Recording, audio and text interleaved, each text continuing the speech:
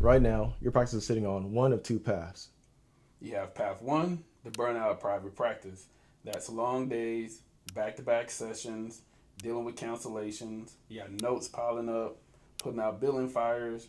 You're also running a team that needs you for everything. You're helping others heal while your practice is quietly draining the life out of you. And path two, the scalable private practice, the path where your systems run the day to day, intake flows automatically, documentation gets done the same way every time, your team is supported, accountable, and self managed. And you finally have time to breathe while you build. If you're on path one, this playbook takes you step by step into path two and saves you years of stress and tens of thousands of dollars in mistakes. And if you're already on path two, but you're hitting a ceiling, this will help you break through it by tightening the back end, delegating the right roles, and scaling without chaos. Now, this isn't theory, this is actually execution, right? Because we scaled our own behavioral health private practice from 5K a month to 130K a month and built a system so tight that the business runs even when we're not in the room. Now, we also invested well over 50K in mentorship and consulting, plus lost at least 200K in mistakes. And to be honest, we can't even put into words how much money, time, and energy went into this, but we're tired of watching practice owners get charged 10K a month minimum for surface level information. And we're also tired of watching private practices close down, clinicians get burnt out, and not because they're bad at what they do, but because no one's ever taught them the business side of things. So this is what we're getting into today. Section 1, vision and strategy. Section 2, systems. Section 3, team. Section 4, scaling. Now grab your notebook, turn off your notifications, and lock in. This is the part your future self is going to thank you for.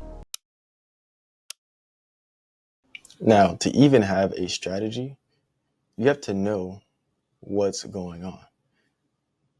So we want to focus on actually creating an assessment of your business. And you want to diagnose the chaos because hard work does not equal growth. And you're probably experiencing that right now. So if effort alone scaled practices, every therapist, clinician, doctor working 50, 60 hours would already be successful in where they want to be. But that's not the case. Overworking is a symptom. What is a symptom of? Poor systems, not a path to freedom.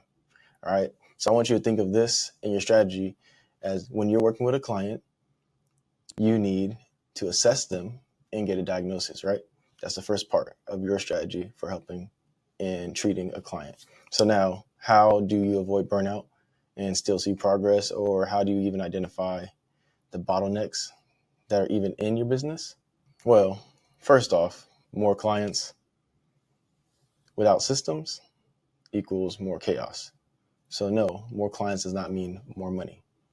Growth isn't about volume, it's about retention, operations, and profitability.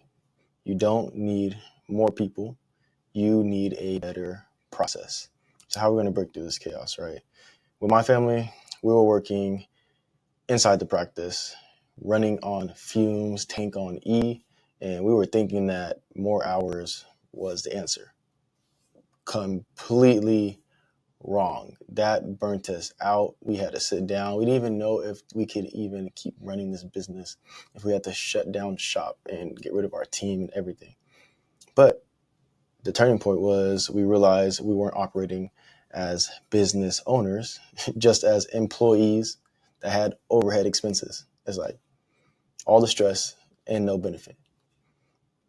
Now, once we took a step back, we sat down. I remember it's like it was yesterday on a couch, and we looked at some strengths, weaknesses, where our systems were, and what was missing.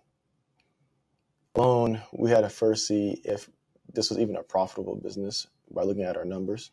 But the shift allowed us to work on the practice instead of just in it. We started thinking differently. We started approaching this whole situation in a new way, right?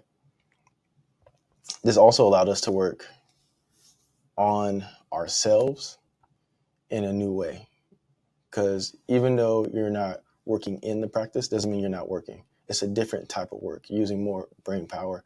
You're have to make this shift, and it comes with the growing pains. I just want to be realistic with you. There's going to be growing pains. However, you went through the hardest part already. You might as well keep going through. You might feel like you're at the valley of despair, and there's only upside return.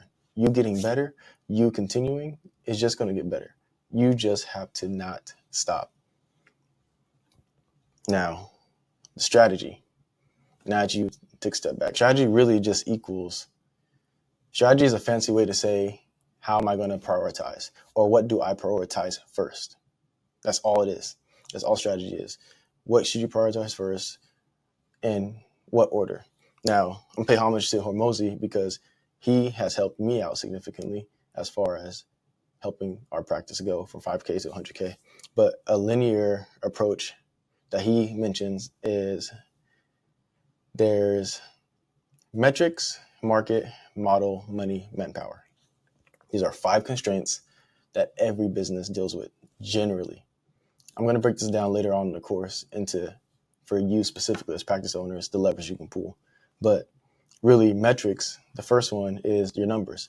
If you don't know any of your numbers, how much available time your clinicians have, how many denials are coming back in, how many clients do you receive on a monthly basis or weekly basis, how many clients are you seeing on average in caseload? Like, if you don't know these numbers and these things, you're not going to know what to fix. So that's the first stop you're going to take, is going to be metrics. You're going to look at those. Second is going to be market. Market is your clients. Who are you servicing? Your ideal clients. Who are you best suited to help? Yes, you have a license. Yes, you can work with kids, teenagers, adults, elderly, married couples. But you can't be good at everything. There has to be a specialty. And so that's what market is. You need to dial in. Maybe it's a market issue. Maybe you're not serving the right clientele. Next is your model. How are you delivering services? What services are you even offering in your practice? Those are things you have to look at following that. But then after that, it's going to be money. Money is net profit. Are you spending more than you're making? Like, we have to look at these things. And finally, it's going to be manpower, which is your team. You need to hire key roles that actually drive growth that you don't need to micromanage. All right. So look at those, go in this order. If you stop off at metrics, that's where you get off the exit. You look at that one and work on it. All right. Now, you can finally develop a strategic plan that outlines the steps you need to reach your goals, creating a treatment plan for your practice's future. Now, you see how it's no different than when you bring a client in, do an intake, assess them, then you get a treatment plan going after you build rapport with them and all that stuff. It is no different with your business. It is the exact same. And I hope that's if you don't take anything away from this course, I hope you take that away, because that's going to alleviate so much energy in your mind that you're giving to this, and that's tiring you and making you fatigued and burnt out. It's no different. It's the same thing. You just got to look at it from a different lens. This is your secret sauce. So now that we have done this and looked at strategy and what constraint you're currently dealing with, most practice owners are going to stop here at the symptoms. But if you really want to scale, you need to fix the real issue and start with how you define success. It is one-to-one to you. What works for the psychologist won't work for your surgeon, what works for, and even if you were another clinician with the same license as you, an LPC with another LPC, their vision is going to be the same. And what works for them is not going to work for you. So we need to look at what is success to you. What does that mean for your business, your goals, where you're headed? Because that is going to be the foundation for everything else in place. You cannot build a house nor your business on an unsteady foundation. It's got to be solid. So let's type into this. If your practice doesn't align with your bigger goals, you're just going to end up building a business that burns you out instead of fuels you in your future. And in that case, you might as well just keep working for someone else or go work for someone else where they tell you how many clients you can see, cap your pay, and when you can go on vacation with your family. Now, before you can even build a thriving practice and business, you're going to need absolute clarity on your vision, not just clinically, but also financially in terms of the lifestyle that you want to have. Let's start with the clinical side because this is your superpower, right? Ask yourself these questions. What services and clients bring you the most joy? And I hope you're actually writing this down and not just watching this because this is about action. That way you can change what's going on. So go ahead and write that down. And now I want you to ask yourself, are there services you can expand on or focus on more? Who do you get energy from serving? Is it children? Is it adults? Is it married couples? Trauma survivors, first responders? List all those down because your clinical vision is about aligning your skills, your passion with people. All right. You've been called to serve these people. So you want to make sure those are all aligned and that it just feels good long term, not just in the short period, right? Because you can make money many ways, but we got to find one that works for you. Now, when you focus here, not only does your work feel lighter, but your outcomes improve because you're working in your zone of genius. This is like your stroke of genius. This is how you go long term with building a business and not just temporary short term satisfaction that burns you out and you're done because you're like, this is not what I thought this was and this is not what I wanted. All right. So let's avoid that. Now let's talk money. All right. Because if you don't define your financial clarity, your practice is just going to become another job.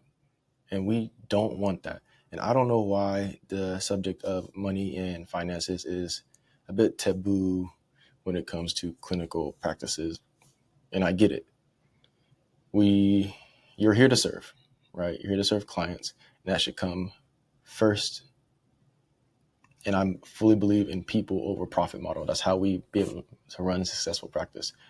But I want you to put this in your mind.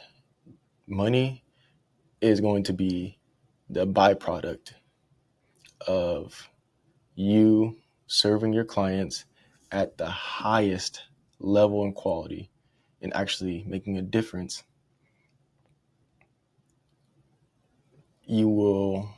It's like you're reaping the fruits of your labor in that sense. Because if you are just doing it for the money, it's going to show in your service and care. They're not going to feel cared for. And you're going to get bad reviews and you're not going to last long term. I just believe that. However, if you reverse engineer, get clear on what financial goals you want to reach, we're just reverse engineering and it makes it more fun, this game of business, right? You are making this fun and you're hitting milestones. You can set milestones for yourself. So these are questions I want you to ask yourself. What is your ultimate financial goal you're working toward? All right. What does that look like?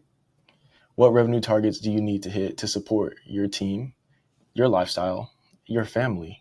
Like, they deserve it. You deserve it. You deserve to be able to give them the life that you want them to have. It's your vision. This is all part of it. And also I want you to write down what profit margin makes this business worth running compared to working somewhere else, right? How much are you taking home at a 9 to 5? How much are you taking home today in your business? And what difference makes it worth it? Like, what is that profit margin? So if you make $100,000 a month and you can take home 30,000, is that worth it for you? What is that number? I just want the details. This isn't about greed. It's about sustainability. And if your numbers don't make sense, your mission won't survive long term. Remember, revenue feeds the practice, but profit is going to fuel your vision. All right? The revenue will fuel the vision. And finally, we have lifestyle clarity. This is where most clinicians and practice owners actually get stuck, surprisingly. But the cheat code to changing your life is getting completely honest with yourself and your current capacity how much time, energy, and focus you truly have right now. And then you're going to reverse engineer that to design your days and maximize the capacity that you do have. And you're going to do that by highlighting what that lifestyle you want looks like. You already know how much money you want to bring in. So ask yourself, what interaction styles are going to give you energy? Is it one-on-ones? Is it going to be group work? Is it going to be doing supervisions for clinicians who are looking to get their licensure? Or is it going to be just generally leading a team? We got to get specific. You got to get clear on this with yourself and reflect on this as you're writing this down. Now, also ask yourself, how do you want to schedule? How do you want your schedule to look? All right. Evenings, you want weekends, you want more flexibility. My mom is a clinical director and, founder of our practice, and she loves her Mondays. You hear Garfield say, "Oh, I hate Mondays," but she loves her Mondays. And why? Because she does not work on Mondays. Outside of like maybe a bi-weekly, team meeting that may occur, she does no other work. She gets her massages, she has them scheduled out, and that's because that's the schedule she designed for herself. That's what she wanted, and it makes her feel good, allows her to keep going and push forward. So what does that look like for you? What do you need? What days do you want to work? Get specific. And then how does your specialty fuel your long-term goals outside of work? Like, is it family time that you get back, that freedom? Do you get to travel more? Or is it more personal passions that you can achieve? Do you get to do more speaking engagements? What opportunities does that open for you? What does that do for you? What are we aiming for? Clarity is power. And when you define your lifestyle, your financial, and your clinical vision, you stop guessing and you actually have a roadmap you can go by. And this isn't about just being a thought exercise. It's going to be a filter for you. Every new opportunity, every client, every hire is going to be measured against this vision.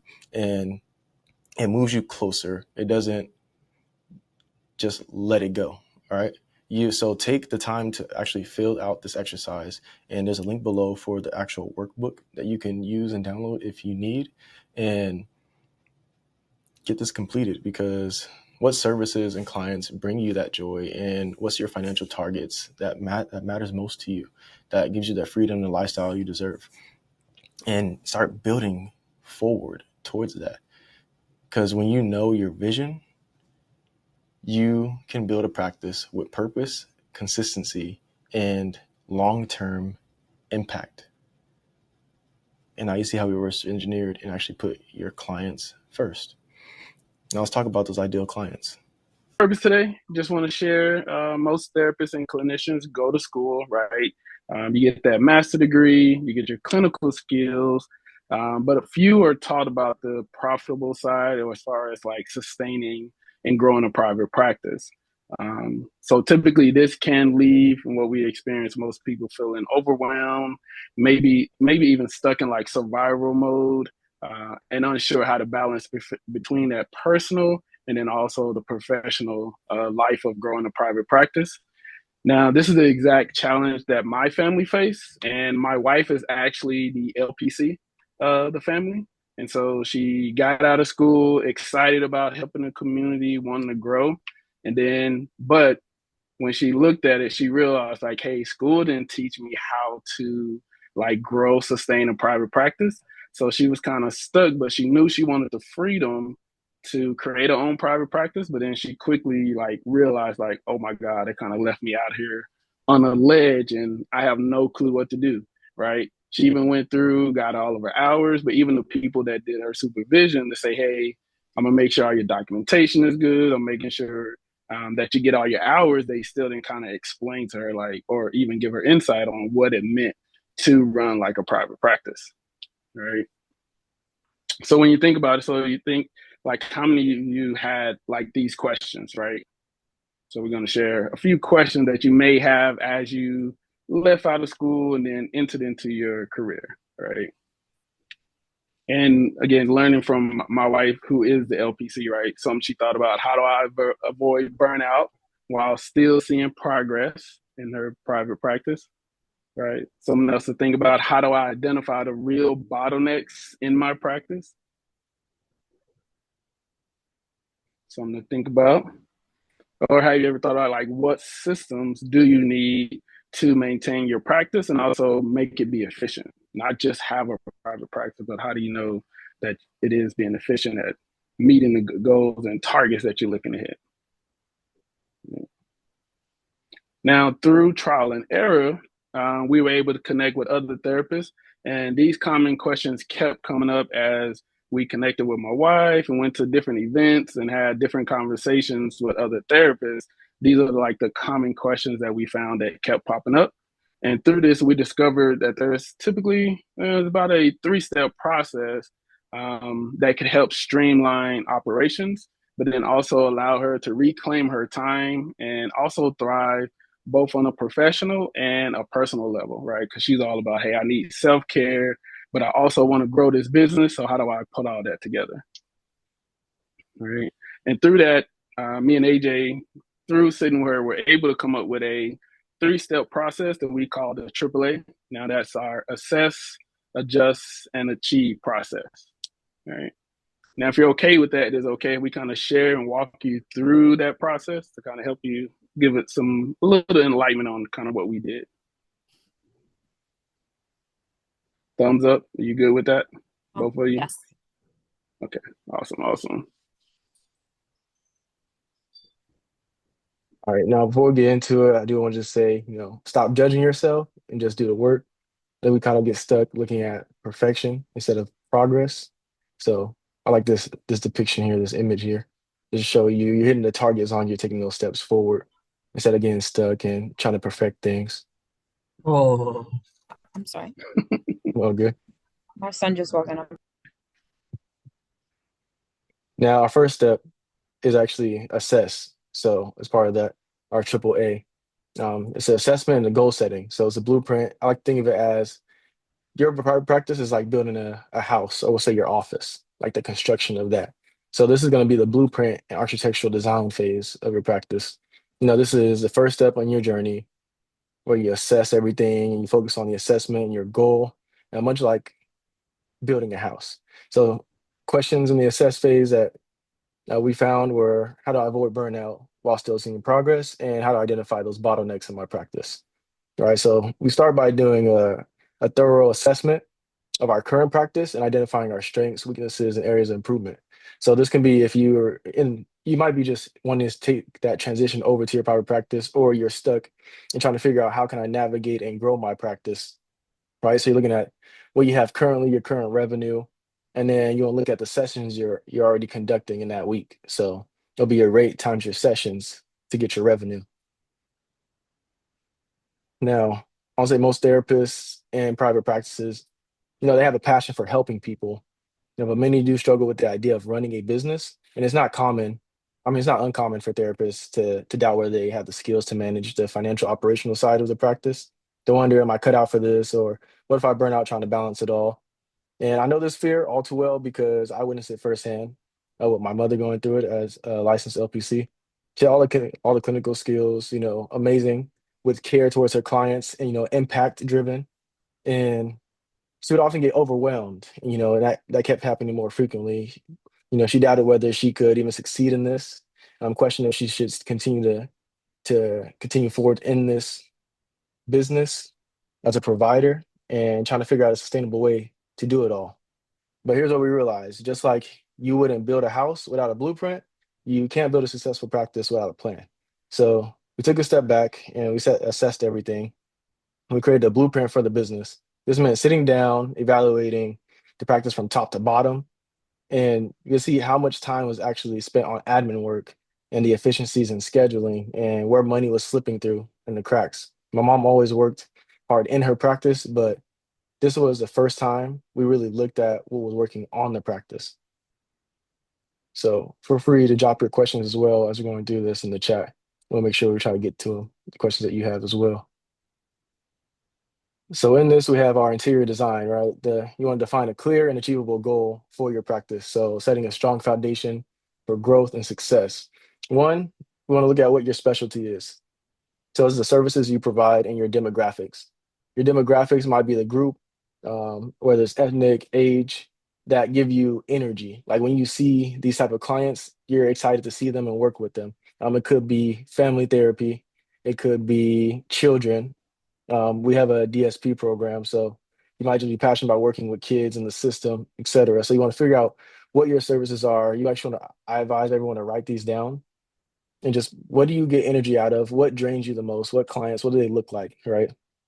And then two, we want to get into your capacity. The most you can do without burning out. I think when you come into this field, a lot of therapists being impact driven, you get burned out easily because you take a lot on. You're in a serve first, right, type of work environment, and you're always helping others. All right, you get passionate about it, but then you're like, man, I'm tired. And your sessions and managing it all, we've seen that a capacity rate is like 25 to 30 hours is full time in this field. So a lot go into it doing 40 hours. I've seen it, but it's not sustainable long term. So you figure out everyone it is on a case by case basis. So figure out what that is to you. How much can you do? How many hours have you done? How many sessions have you seen in a week to where you feel like this is a bit much for me, or that you feel like you can keep doing this?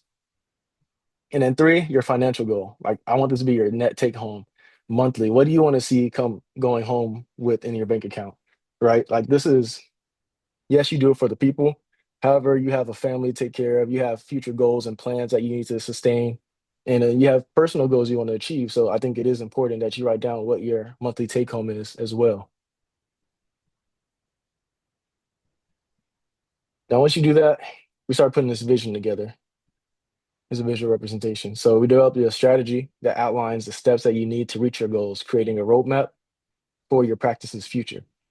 All right. So you have your goals over here, your specialty, people you want to see, all from your assessment and the strategy. This is all forming your practice, right? We have a blueprint now, what that looks like to you.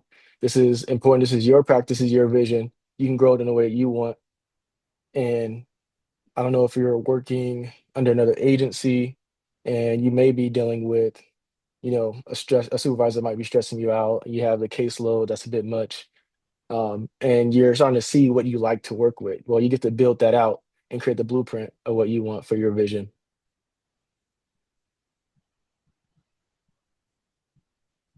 Now, this is all in step one. So this is just assessing it out, writing it down, because once you write it down, you're able to reference that and you won't divert from that plan. Once that is all said and done, we can get into our adjust phase, right? This is where you get to create the operational systems for your business and the foundation. So questions that come up, what systems do I need to make my practice more efficient? How do I manage my team without micromanaging or burning out? Now, in this phase, you lay the foundation and the frame for your practice to adjust and address these issues and questions that you have. So by creating an efficient operational system, mastering your time, you'll be able to grow even when you're not there. So this is a very important next step once you have the vision, is making it repeatable. So these are essential systems in a therapy private practice because it directly impacts the quality of care that you provide to your clients and also the well-being of you as a practitioner and your team, and also the financial health of the practice itself. So you'll make sure you have those systems in place. This is framing your practice. So you want to develop standard operating procedures to streamline your practice operations, ensuring consistency and the efficiency. Now, why? Because you can't do this all by yourself, right? If you create these systems as you're going through it, it's so much easier for you to add on someone to your team to help you, whether it's a VA, an assistant, someone who's doing intakes for you when you're ready to take that next step. So one important reason is loss in revenue. So appointment scheduling issues, inefficiencies, can lead to double bookings, missed appointments, underutilized time Can slots you that make you that a have. little bigger? Yep. This part right here. Gotcha. Is that That's better? And then billing and payment delays, right? So any inefficient billing processes can result in delayed or missed payments. How many of you have had clients either miss appointments, no showed you, and you could have been there for that appointment? Dealing with those frustrations there. And then even with marketing, without the streamlined marketing and client acquisition process, your practice may struggle to attract new clients and leading to underutilized services that you could be providing, and also lost revenue that you could be earning within your practice. The next thing is going to be burnout.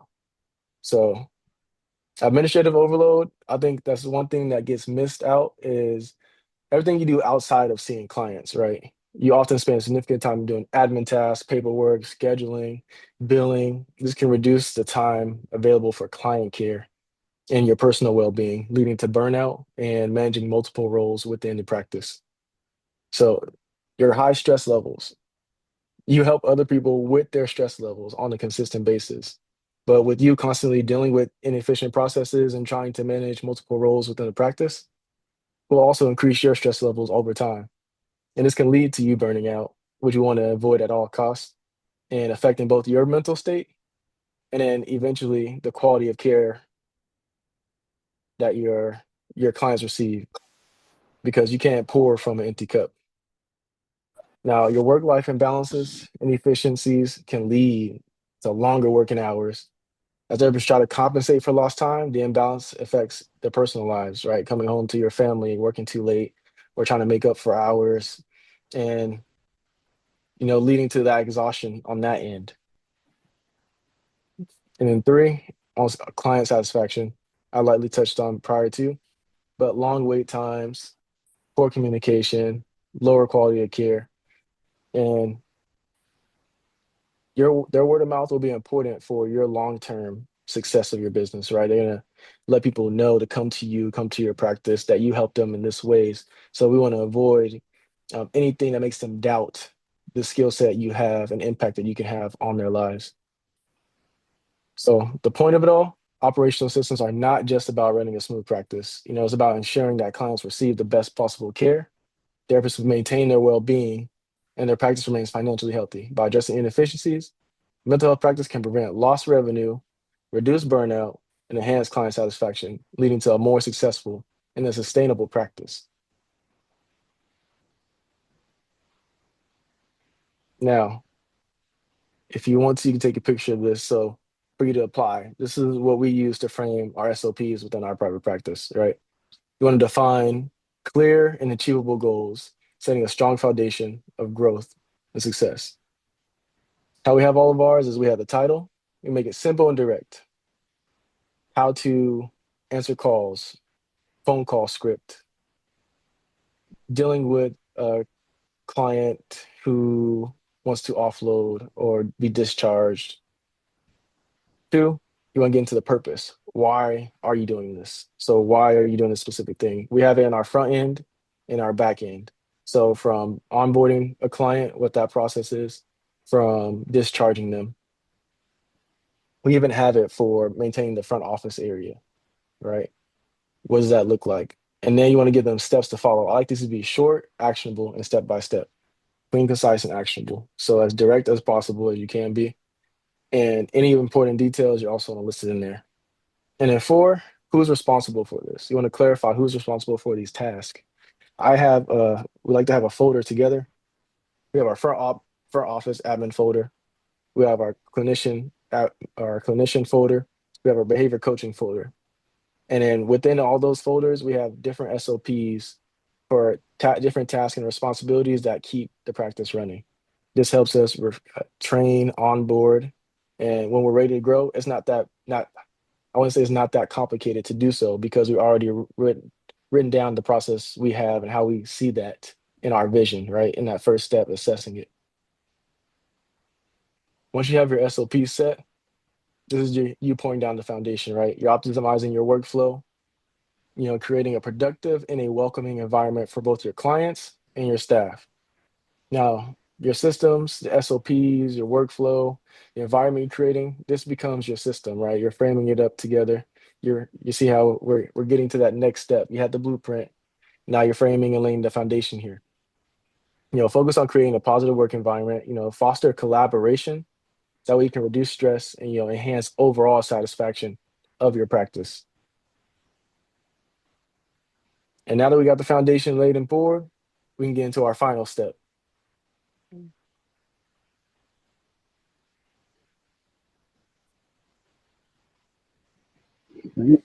So the final step is my favorite. That's to achieve. So we're building the sustainable practice, right? So we're doing that. And the question we typically ask, like, how do I grow without taking on more clients than I can handle, right? Because again, dealing with my wife, she kept thinking, hey, you know what? I just need to increase how many more clients per week. Again, talk about that burnout.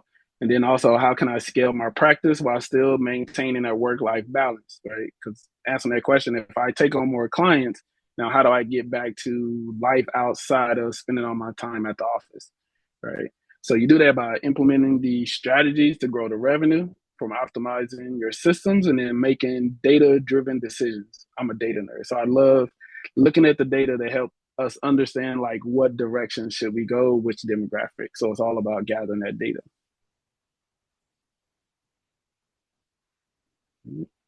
Once we do that, then we set up the utility. So this is where we set up the system so we can achieve all our long-term success that we put in there. And so there's going to be three key utilities that we implemented into our practice to help my wife grow and get to the level that she wanted to get to. And it's effective through and assisting us in that data-driven decisions, right? Because I'm big on, hey, not just doing stuff just to do it, but based on the data that we've collected, how to let us know how to move the needle. So number one, it's a client management system, right? So which ER system are you going to use, right? Making sure that it's reliable, ensure the workflow is proper within your practice. And so you have that client management system to ensure everything runs smoothly. I think when my wife first started, a lot of stuff was in paper and they put it into drawers and they had to pull it out for audit. So it just seems messy, right? So having that client management system helps with that. And step two, we're going to have those financial tracking systems, right? So now we're tracking when I see X client that gives us to X type of revenue.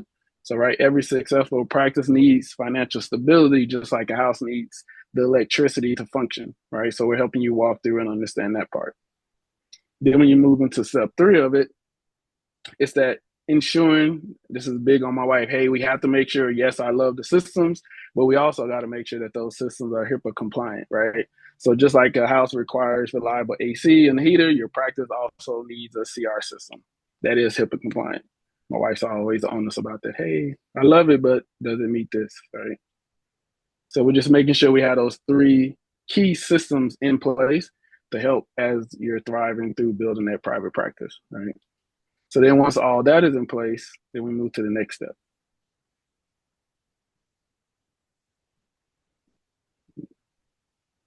So this is the maintenance part. So this is again, I'm a data nurse. So I love this part. Now I'm going to utilize the data to help us make decisions to know which way to move the needle, right? So we're using data to drive those decisions to help us track performance. We're going to identify the trends to help us make informed adjustments to the practice. So that's, again, so for example, we're making out phone calls and getting surveys to understand how clients are feeling. And then based on the feedback we get from that, we get to understand, hey, when a client calls in, they're feeling this way based on how you're responding, right? So that data we collected from a survey helps us understand, are there any adjustments we need to make even from the front office, not just seeing the clients, but then throughout the entire practice. Right. And then finally, you will have a sustainable business that ensures long-term success for both your well-being and the growth of your practice, right? Because the data is going to help you see that, and then having those three systems in place will ensure that you get to the end goal that you're looking to get to. And then we throw the word out there, data, but really it's as simple as when you have a client that you just charge and it's like a 1 to 5 rating. You can ask them a general question on how they feel about the service with you on a 1 to 5 rating. It's a mixed, I'll say it's a mixed opinions, I would say, between doing that and not doing that, just because that fear is there of asking them. But it's a great way to also develop your skills, right, as a therapist and as a practice, how you can grow on top of it. And then I did want to share our proof of concept as well, that these steps have worked for us. So March of 2023, this is where we're at, right under 6,000. Can you make that a little bigger? Can you zoom in a little bit more? There we go. So this is where we're at in March 2023. Now this is a mix of private pay and also insurance pay. And this is actually with a team of, what would you say, 7? Yep. Around 7, which wasn't sustainable. And as we got into August, right around that 22, under $22,000 for the month. Started implementing the systems, assessing, going through it, making those adjustments. As of March, we were able to get to right under 74,000. This is March 2024, so right within the year. And then August, right under 85 and currently growing. So these systems, we're not just here sharing. We just thought it actually helped us grow our practice. And we found that this is a missing piece in a lot of clinicians, therapists, and those who like to serve and be impact driven don't get taught this piece. So we thought we could serve and fill in the blank there for everyone to do the same. Now, so far, we showed you how to assess your business and your capacity, right, for your practice. We also went through how to adjust, your current operational systems for success. And then we got into achieve our last step, how to achieve your goals and make those data-driven decisions and look back at what you've been tracking and what you should fix, right? Because you don't want to be the client that comes in and tells you that they have bipolar depression, and they know because they Googled it, right? You're not going to self-diagnose yourself. So you don't want to self-diagnose your business without having data and information from intake, et cetera. Yeah. Yeah. Yeah. Yeah. We're excited. That's good. We're excited too. Now, today's call, we're actually going to go over the vision map with you. Okay. Wanted to show it to you before we sent it over. Mhm. And over what that looks like, what to expect. And we should be ending with going over your care plan. Okay. I think that'll be fun too. But did you have any questions before we hop into it? Mm-mm. Let's see. I was just on Google and had to remember what button is to share on here.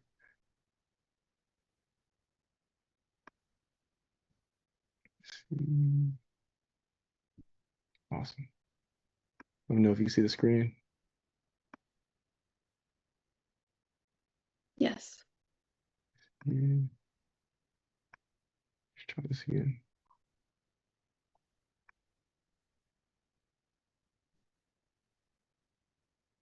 Oh yeah. All right. Can we see? Is that good? Yes. Awesome. All right. So Allison, we have your vision map here. So these are going to be generic vision and mission statements. Once you have it, you'll be able to edit it to fit your needs, but this is just so you have somewhere to go. Mm. Under the vision statement, it says to create a thriving couples-focused group practice that supports 10 to 20 clients weekly through transformational group therapy and retreats while maintaining freedom, family presence, and space for grounding and personal growth. Now, these Mhm. are based on what you did answer to. That's how it built out. So it's just something to start with. And the tagline, keeping in mind your business's name, a bridge to healing, a space to blow. It's just an example. I like Mhm. shorter taglines when it comes to the vision and mission because it's easier to remember for the team, for your clients, and yourself as well when speaking. Yep. Just a quick reminder. Mm-hmm. And we have for the mission is to help individuals, couples, families improve their relationships through compassionate, curious, collaborative therapy experiences while cultivating authentic connection and lasting emotional wellness. Mhm. What do you think so far with those two? Yes. Yeah. Love the taglines. Simple, direct, makes a lot of sense. Absolutely. Is there anything you would change in here? Mm, I end up changing later too, once you actually discuss with your husband too. I mean, maybe if I sat with it longer, to be like nitpicky, but no, it's short, sweet, to the point. Awesome. And then we have our core values. So with core values, this is actually going to be essential going forward, only because with your core values, this will help with your policies, how you decide to lead your team, any decisions that you make when you come on, say, well, say hard decisions they won't be hard because you'll make sure it aligns with your core values that you have as a business. And it makes decision making easier because you'll have policies in place for it. There's no more guessing. You do have those situations where you do have to figure out how to put out that fire. But this will make it a lot easier for directing where you're headed because your past is proof of your present, but your future directs your present. Hmm. So they'll lead you down the path. So I gave 6 examples for you to use. I do advise picking 3. We have 5 pillars, I want to say, Yep, it's 5. but these are some ones. We have compassion, empathy, where you create space where your clients feel truly seen, heard, and safe. Collaboration, where you co-create transformation by asking deeper questions and walking beside clients. Intentional living, design your practice to reflect alignment, boundaries, and presence of all areas of life, and then transformation through connection. I think that's specifically because you're calling to work with couples as well. So guide couples, individuals towards breakthrough through emotional intimacy and communication repair. Spiritual grounding, stay rooted in purpose, allowing faith and presence to sustain your work. And then empowered expression was helping clients rediscover their voice, agency with their relationships. Now, just to add in on core values, we also mix them to where they're also transferable when it comes to on the employee side, right? So even when it comes to collaboration, right? When you think about that, you're creating an environment in your space when you start hiring team members. Hey, we have an environment that's all about collaboration. This is what they look like. We're going to be compassionate and show empathy towards each other. So also think about that when you think about core values, because then when someone's not doing what they're supposed to do, when it's time to write someone up, our core value says we put them on a write up, or hey, we need to let them go. When we're hiring someone, our core value say, when I did the interview, based on our core value, that's going to be our guiding compass on all decisions that we make. Should we go to this event? Should we invest in this table at this event? Well, our core values say we don't align with what they're doing, so we're going to say no to some things because of that. Okay. And Yeah. a real-time example. So within the practice, we've hired people onto the team who we saw have a lot of skills. Just because they have skills doesn't mean they're a fit into your business's culture. But Mhm. what's happening is we kind of get this gauge and this meter that goes off in our head where we know these are they come off, what do we say? Red flags. We have red flags and some concerns based on either what they say or their actions. So maybe showing up late to training and stuff like that. And there's times where we just decide to look past it, even though they align with the core values, and end up 90% of the time it does bite us back. Like it shows throughout the whole thing. And it'll be months down the line. Next thing you know, you have abandoned clients and all that stuff. So this does help you as long as you stick to it as well. Mhm. I don't want to say gut feeling, but it's almost like gut feeling at that point because now you have principles and foundation behind it too. Mhm. Anything else you want to touch on? Think I hit on all that? Anything important? Senior, I think you already added it too. Yep. And so this is your current capacity snapshot.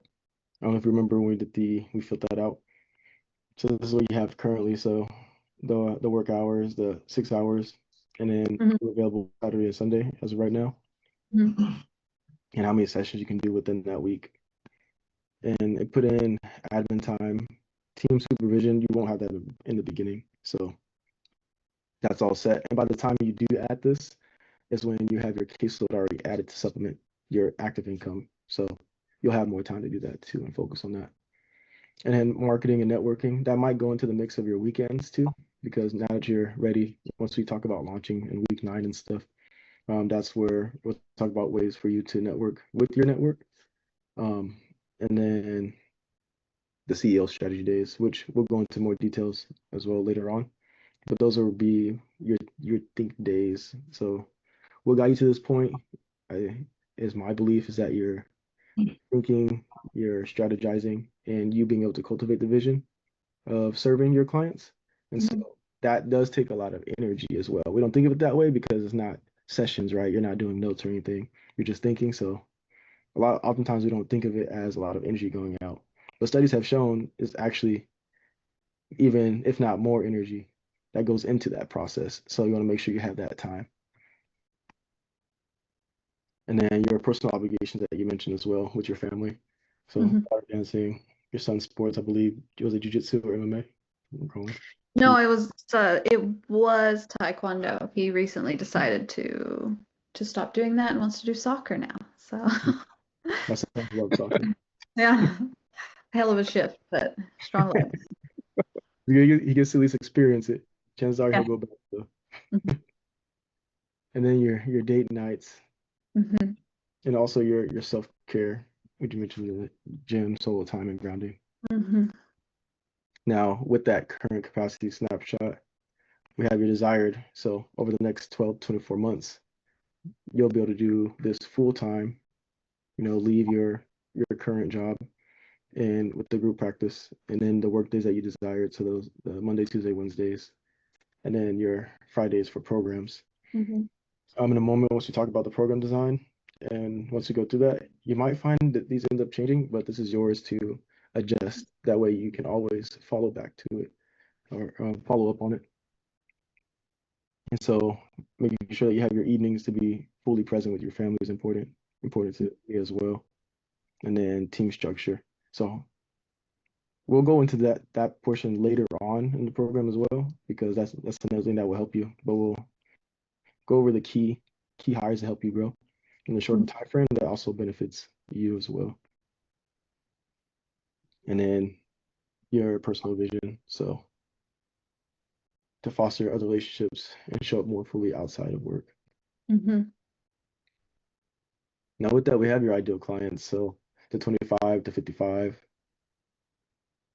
And then couples. I do want to point out, I would be open-minded to them also not being couples as well.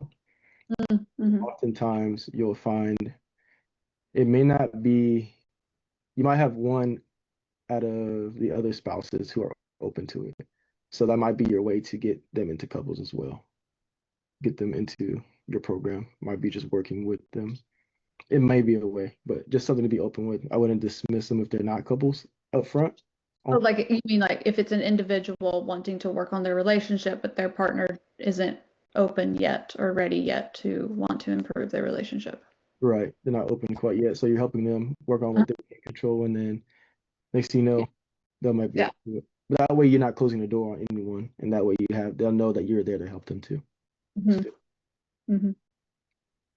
And so some of the traits that picked out: emotionally stuck, high functioning, maybe overwhelmed, open to therapy and want to change. Challenges are communication breakdowns, conflict without repair, resentment, emotional distance, difficulty managing dual careers and parenting. And then you have your goals as well, which is restore emotional intimacy, build healthy communication habits, improve co-regulation and stress handling. Now, why we have this in here though too is because once you start speaking to your network or even marketing yourself, these are things you would want to speak to. Mm-hmm. Mm-hmm.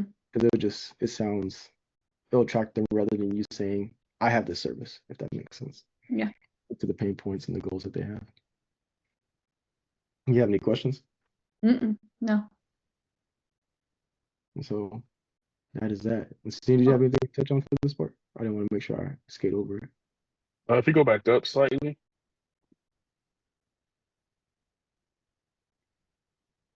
A little more. So this is so when you think about the future, I just wanted to add in, once my wife got to this point, it is important to celebrate those milestones.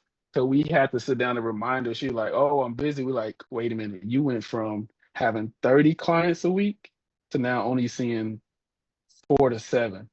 So you have to sell it. Yes, I know from a clinical standpoint, you're still dealing with people's problems. You're still having to do notes, but you do have to stop and celebrate, because then you just feel like you're work.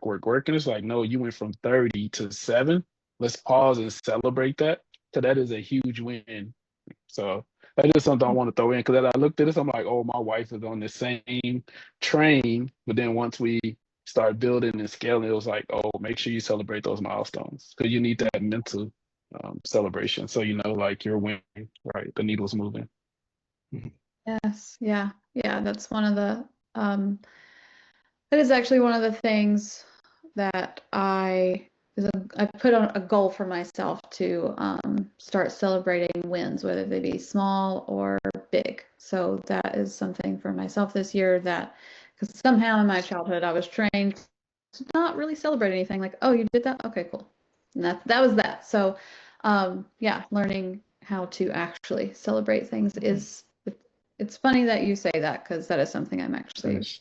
working on for my own personal development. So yes, That's good. appreciate And make it as silly as you want, right? It's like let the little kid in you come out and be like, yes, like you did when you showed us what you built for the logo. It's like do that, even if you're by yourself, just do the little dance so your brain knows, hey, we celebrate us moving forward and growing. It's yes. okay, and it's okay, right? It's okay to Mhm. do that. Yes, Yeah, exactly. definitely. Yeah. Now, to an exciting part is the care plan. This is a You wanna make that a little bigger? yeah. Let me see. Is that Yeah. better? Yeah. Yep. Yeah. So this is a worksheet just for visual aid as we go through this. Once we run through this, I actually have something for you to do. That way you can complete it. Okay. Because actually I'll tell you right now, it's going to be using AI to help you develop it. Mhm. Me and my dad were talking, and it was important that we teach business owners how to actually implement AI as well within their business and get used to using it in that way and talking to it different because it's not going to be able to think for you. One, two, it's not going anywhere. I think of it as going from the typewriter over to a laptop. And three, it's a tool. So once you learn how to use it properly, you can help yourself so much more because artificial intelligence plus natural intelligence equals enhanced intelligence. Mhm. Mhm. All right, so this is our three-part care plan framework. Now, the framework actually got from my mom, and she didn't even know she had a framework. I just noticed that she was doing these things consistently, and it was leading clients to reach their goal. And Mhm. she was getting great reviews, and people were coming back to her, and she kept getting referrals. And it kind of snowballed because she has this framework that sets her apart from other clinicians, in my personal belief. Yeah. So one is going to be it's three G's to help you easy remember. First G is going to be growth. Now, what your clients experience working with you. Most clinicians they only describe what they treat, right? So their trauma, depression, anxiety. Instead, you're going to define the before versus the after looks like working with you. And I put an example here. So I help high functioning professionals overcome hidden depression so they can stop faking fine and start enjoying life again without guilt or burnout. And so there are going to be questions that you're going to answer and ask for yourself. So what kind of clients do I work best with? What do they typically struggle with? And when they start, we'll consider this, once you work on this, your CEO time. This is where you do your deep thought process, you're going to think through and visualize actually what that looks like. Oh, all good? That makes sense? Mhm. I have a tendency to run off and over. Yeah. Um, I don't know if I am potentially getting stuck or if I'm on the right track of the way that I conceptualize my work Mhm. versus the CEO mindset that you're referring to and how to make sure that I'm engaging in both, I guess, like because there's therapist me, but then the business owner in me and how to have That's to exist. a great question, actually. So to best explain it, when you do set your time, we'll say CEO time, this is where you look at your business at a whole. So you have like some numbers you look at, how many clients you have, how many sessions you had this week, and things like how you offer services to clients. I would call CEO time. Because right now we're at the foundational stage, which is why I mentioned this would be the CEO, your CEO time when you think through it. Because once you decide to add people onto your team, Mhm. you're going to actually end up training them up on this because this is your foundation. on how you run things, and this is how you get them to reach their goals. If that best explains too. So you're Mhm. gonna have it. This one is foundational. Now you are gonna have the clinical side as well, where you're doing your treatment plans, which we'll go through. I have a separate one for that, but this is just like a foundational starting place. And of course, you're gonna tailor that depending on your client's needs as well. Mhm. So that's why I say CEO time, just because this is your foundational landscape and that you'll be building your business on. You make sure it's a solid foundation. Okay. So like for me, I have my think days, right? He's the CEO day. So I have my think days. And on those days, I am really kind of looking at what we've done so far, the last training class, what went well, what didn't go well. So now, so like for you, your therapy hat, when you meet with your clients, you're like, oh, what homework did I give them? How were they Yeah. feeling? You're doing a reflection time. So now you're taking that, and that's the same thing you would do for your business Mhm. because you are the CEO. So now you're like, okay, based on me, even if it's just you, you're still taking the approach. This is my group practice. Here's how things need to run. How are things going? Working with the hubby with the superpower. He just like you gave us an update on the email. Those are the things you're looking at. Hey, is the needle moving? How are we doing with getting the business set up? Okay, things are moving. Okay, I understand what he did, why he did it, what website. Do you need to control it? No, you do not. You just need to know that hubby is working on it. He's using his superpower. He showed me the end result. Yes, I love it. It's just thinking through those things. Right. Mhm. Mhm. It Okay. sounds scary, but it's not. It's the same thing you're doing in therapy. You're Yeah. just giving that reflection time to the business. Okay. Which is what we love is that clinicians and like yourself, you do this on a daily. It's natural to you. So that's exactly where my brain just went of doing, I do that with the home, I do that with the kids, with, yes. So just throwing it into the context of business, which was hard initially as you brought this up because I don't have one. I didn't have one before now. So I was like, what? How do I don't, but I'm fully here now. And yes, Also, conceptually, that and was a see, great question. That helps us too. yeah. I think I would like to break that down and separate to make it easy to visuals because it's like a assessment, right? When you have a new client, you're doing your assessment. You're doing an Hmm. assessment with your business, seeing Hmm. where you're at, Hmm. and actually that leads us into this one. So the gauge, right? That's the second G. So first we have growth and then we have gauge. Okay. Now a gauge is how long it takes to actually see results with your clients. And so I can't go down. It depends on your process, right? Your rhythm. And you've probably seen that clients who commit to at least a certain amount of sessions have different results to those who see you just when they feel like it or every once in a while. Hmm. Instead of being vague, you're going to define what your expected transformation window is going to be based on your work style, your pace, and your approach. So I think that's what will help you is because once you look at it from the lens of what clients do that have had the best results with you, it helps you create your personal framework because it just speaks to how you serve your clients. Hmm. So clients who commit to working with me weekly for 3 months typically notice a shift by session 6 and a breakthrough between 10 to 12, like full transformation, common around the 6 month mark. So stuff like that. But you'll just look at I'll probably take time to look at your top 5 clients that most memorable that you worked with that you've seen a difference in and what that looked like working with them because that'll help guide that. Now, typically, what do you? I do want to ask because I'm curious. Can you think of top of your mind how frequently you see clients that have had great results? Are you asking how soon do as holistically all the clients I see, how soon do they report to me they notice a difference in the work or in them from the work? Right. So, like, how often were you seeing them? I'll say on the session wise, and then how long in the timeline did you work with them? Yeah. So usually it's about because I do a lot of assessment in the beginning. So the first 4 to 5 sessions are pure assessment, and people describe faux improvement, which means they've just attended some therapy and they've just behaved a bit more, but no real intervention has happened, right? So it's the faux improvement to begin with until the real work starts. So when the real work starts, it takes a good 5, 6 sessions to really get somewhere. So if I put all of that together, it's probably about 12, 15. Okay. Mm-hmm. Now, how often are you seeing them weekly for those who Yeah, get to that? I don't double up people. I used to double up when I did family work. That is how I started, and that was a lot.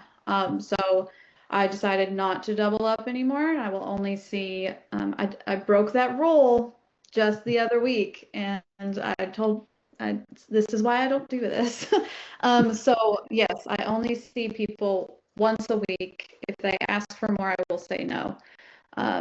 But yeah, so I only see them once a week, and I typically recommend that based on what they're presenting with. So if it's high conflict, then definitely once a week.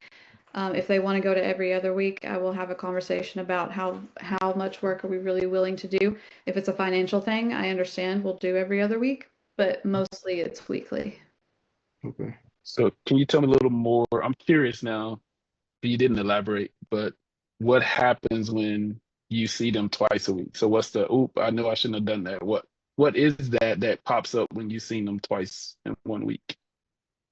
Usually it's too much for them, and it's as if we're going backwards versus forwards, The right? So emotional side. yes, Okay. yes. It's that, especially in the beginning, right? If they want to run and they want to have multiple sessions in the beginning, all that does is decline them because they don't have enough skills to actually be able to handle that much work. So Mm, it usually goes backwards versus forwards. okay. And then more repair has to happen on top of them not really knowing me that well. So there's not enough rapport here. There's not enough therapeutic alliance on top of more harm and more damage being done because they really don't know how to show up for themselves or for each other. And they don't know how to lean on me for support either. So it's Mhm. not helpful. Okay. Awesome. Thank you for that. We're just always curious because everyone has their own approach and style too. Mm-hmm.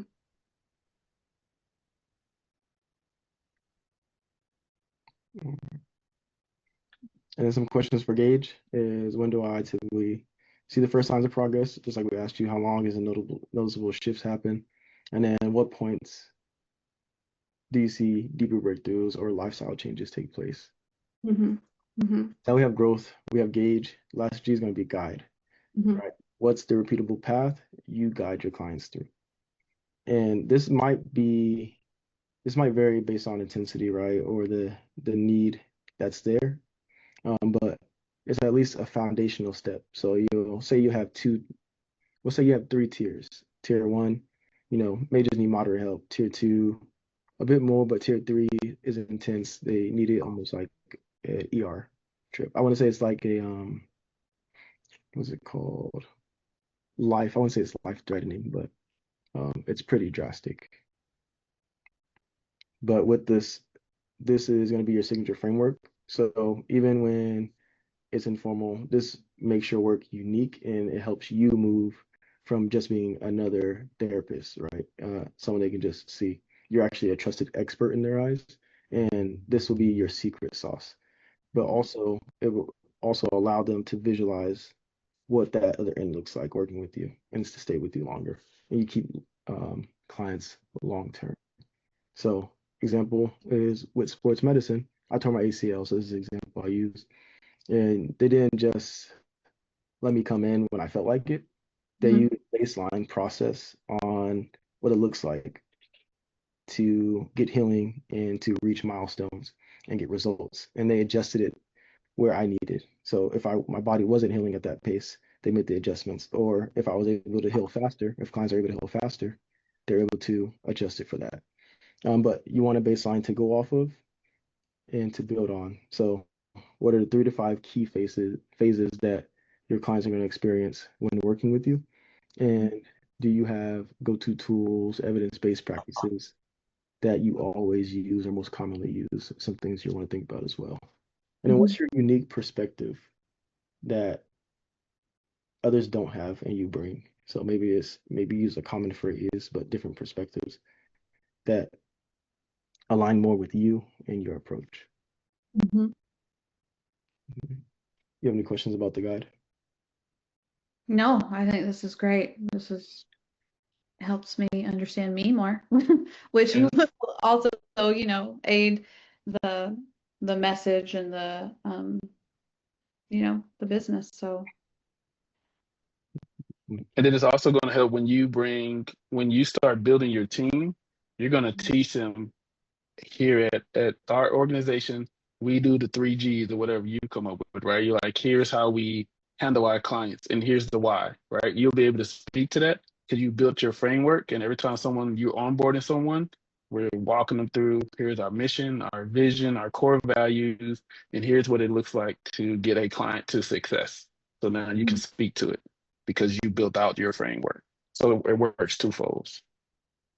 yeah, I guess another tough separate moment that I'm having is the difference between, because the modality that I use is emotion focused therapy as my primary. I'm not opposed to using other modalities, but it is attachment theory and emotion focused therapy are in essence the way I conceptualize things.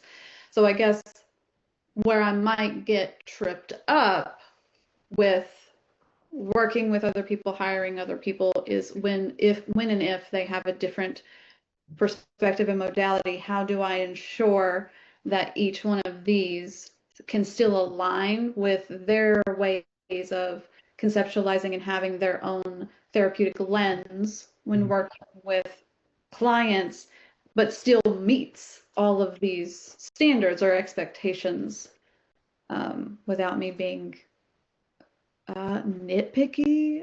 I'm not saying nitpicky's bad. I just also respect other modalities. It's just doing it differently, if that makes sense.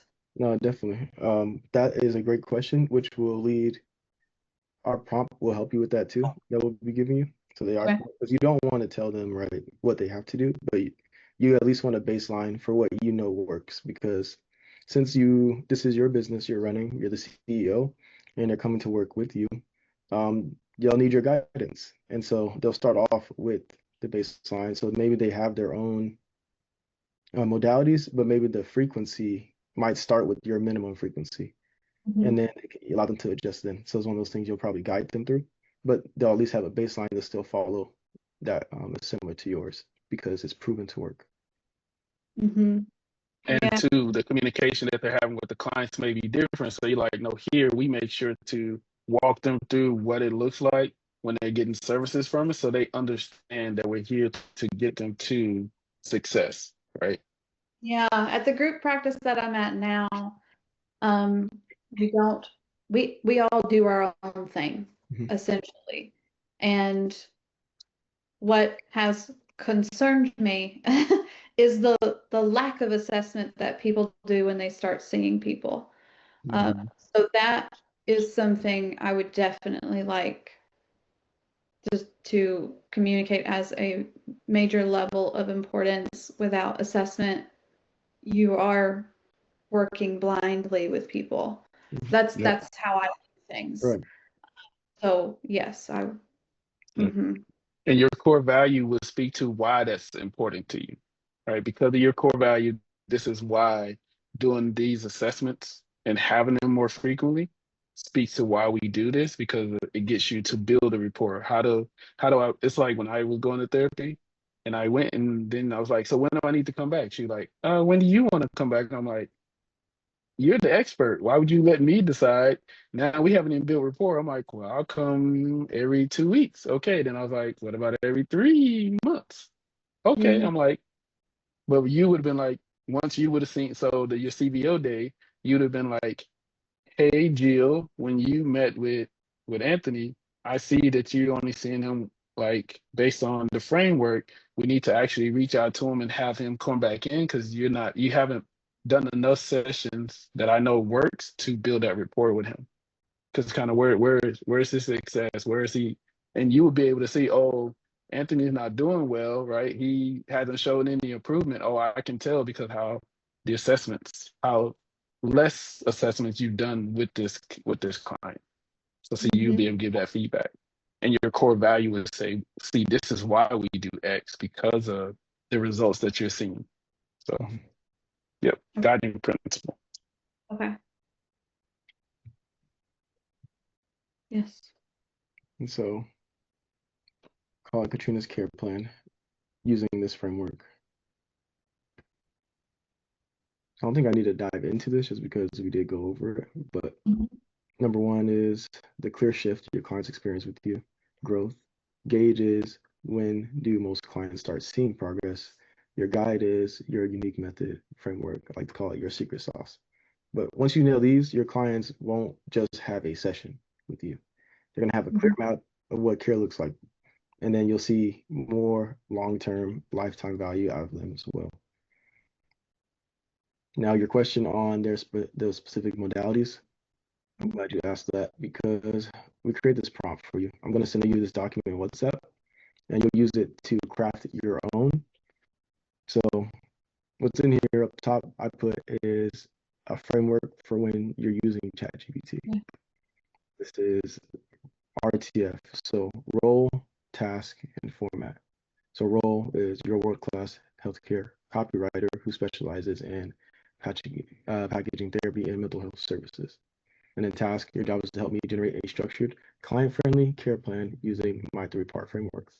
And clinical care elements typically used in chiropractic or sports medicine recovery models. Then your output should follow the format below and clear client-friendly sections. And so you'll be able to just copy this over and paste it in. You'll see the prompt up top. And it's going to include the following sections for you. So client overview, assessment, and diagnosis. And this is all going to come from you, for example. So when you first fill this out, this is going to be based on your ideal client. So all these questions here, you go through, and this will be your template to use. So you can go in here and actually just add in here and make changes. And so once this will be the form you fill out. Once you do fill this out, you're going to copy this entire thing and actually put it into ChatGPT. So why this section is because it's going to be unique to you and your business still. You don't want it to run off. So we want to make sure you have your input in here and your fields. That way it knows who your ideal clients are and your ICP. Now, the format section is going to tell it how to format for you. That way you just get something that's clean to look at. And so once you have it, you can copy it, you can make edits to it and all of that. But you have at least somewhere to start as well. I actually, if you don't mind once you have it, if you can send it to us, because we would just like to see what it has created. Okay. So I want to make sure I'm understanding. Go up for me. So there's that initial prompt up there, and then fill this out before sending to AI. Okay, thank you. I wanted to make sure. I was like, okay, I fill everything else out from there, and I've never put something so large in ChatGPT before, so it can handle this. I do have a question too. Do you pay for ChatGPT? This is awesome. So we both use it. We have to so that it stops cutting us off. Perfect. Because it will. So have you used the project folders yet in it? No. Do we use project folders in ChatGPT? I have, but Okay. Project folders is actually fun. I just told him about it. It's awesome because say I have topics like the practice, and then I have my consulting, I have my investing and fitness. Then it has brains, so your thoughts, because we often go into ChatGPT and we type. It'll keep everything organized to know what the topics are, what you discussed specifically, and always reference those no matter what chat you start. So even if you start the folders now, you can go through your old chats and drag and drop them over to make it clean. So you might have your care plan as a folder, and it'll reference each and specific diagnosis you treat, for example. So I definitely recommend implementing that. Yeah. It's like an email, right? You have your folders on the side that you want to keep track of things. Exactly. That's what it sounds like. That's helpful. And then it's growing daily how smart it is. So it's if you notice when you ask it something or speak to it, it references something randomly that you forgot you told it before. Because Yeah. you're almost like a extension or a subconscious of yourself. Yeah. And so once you have this all filled out, it is, I don't know if it helps you if I should just highlight this entire section. That way it doesn't go Oh boring. no, yeah, I'm good. I just needed that highlight right there of about me, but fill this out before sending the AI because I just wanted to make sure I'm filling out because it will also try to fill in things for me without me offering anything, and then I'm like, wait, no, stop. So yeah, I just wanted to make sure I'm inputting where I need to be inputting, so it's not inputting what it thinks I want it to, and throw me off. So yes. And then another thing is called Canvas. When you tell it to put, say you have an email template you like to use, you don't want to change it every time, you'll tell it to put it in a Canvas. And so always reference the format you like instead of it changing everything for you. Yeah. And so this will get you that baseline. And earlier you asked us about what about for each client. So, this shouldn't be I'll adjust that. It shouldn't be a header. But I added this bonus prompt that you could use specifically for each client. We did an important note because we got an article recently about having to notify clients that you are using AI. We have a board out here in Arizona, so this is one of the that they would like. But it's no different than phone calls. I don't know if you noticed if an agent answers, they have to say that they're AI agent. It's just policy being in place with AI. So you would just let clients know that's in place. But this is a prompt you can use for specific different clients when you're wanting to customize it as well. And then I put example of generic information you can put because you don't want to put their actual name and everything in there as well. You want to use it as a template to go off of. And so you can enter some stuff. It's just a bonus one you can and have the option to use, or you can give to your team to use as well. Yeah. And also, I have to ask, can you please remind me what your husband's name is? Because I don't want to just refer to him as husband. Rick. Rick. Okay. Thank you. Yes, of course. Do you have any questions? How you feel? I feel good because any moment where I was like, I don't know, you've offered me clarity and understanding.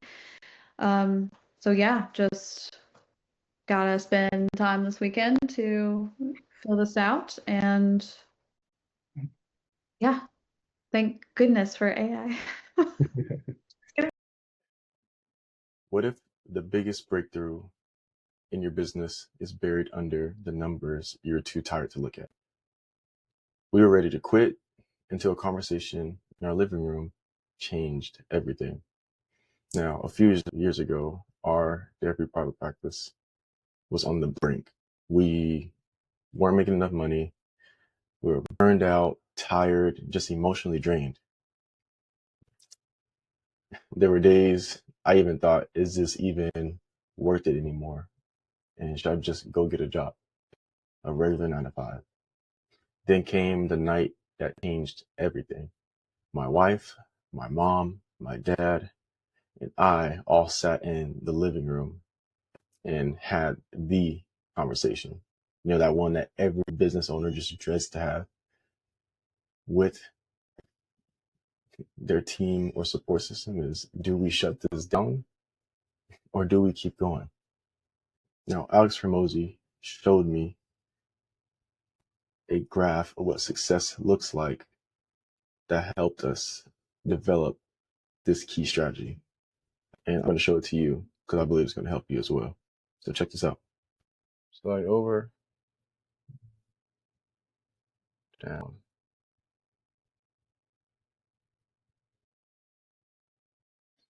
All right, so on this side, you have what you call,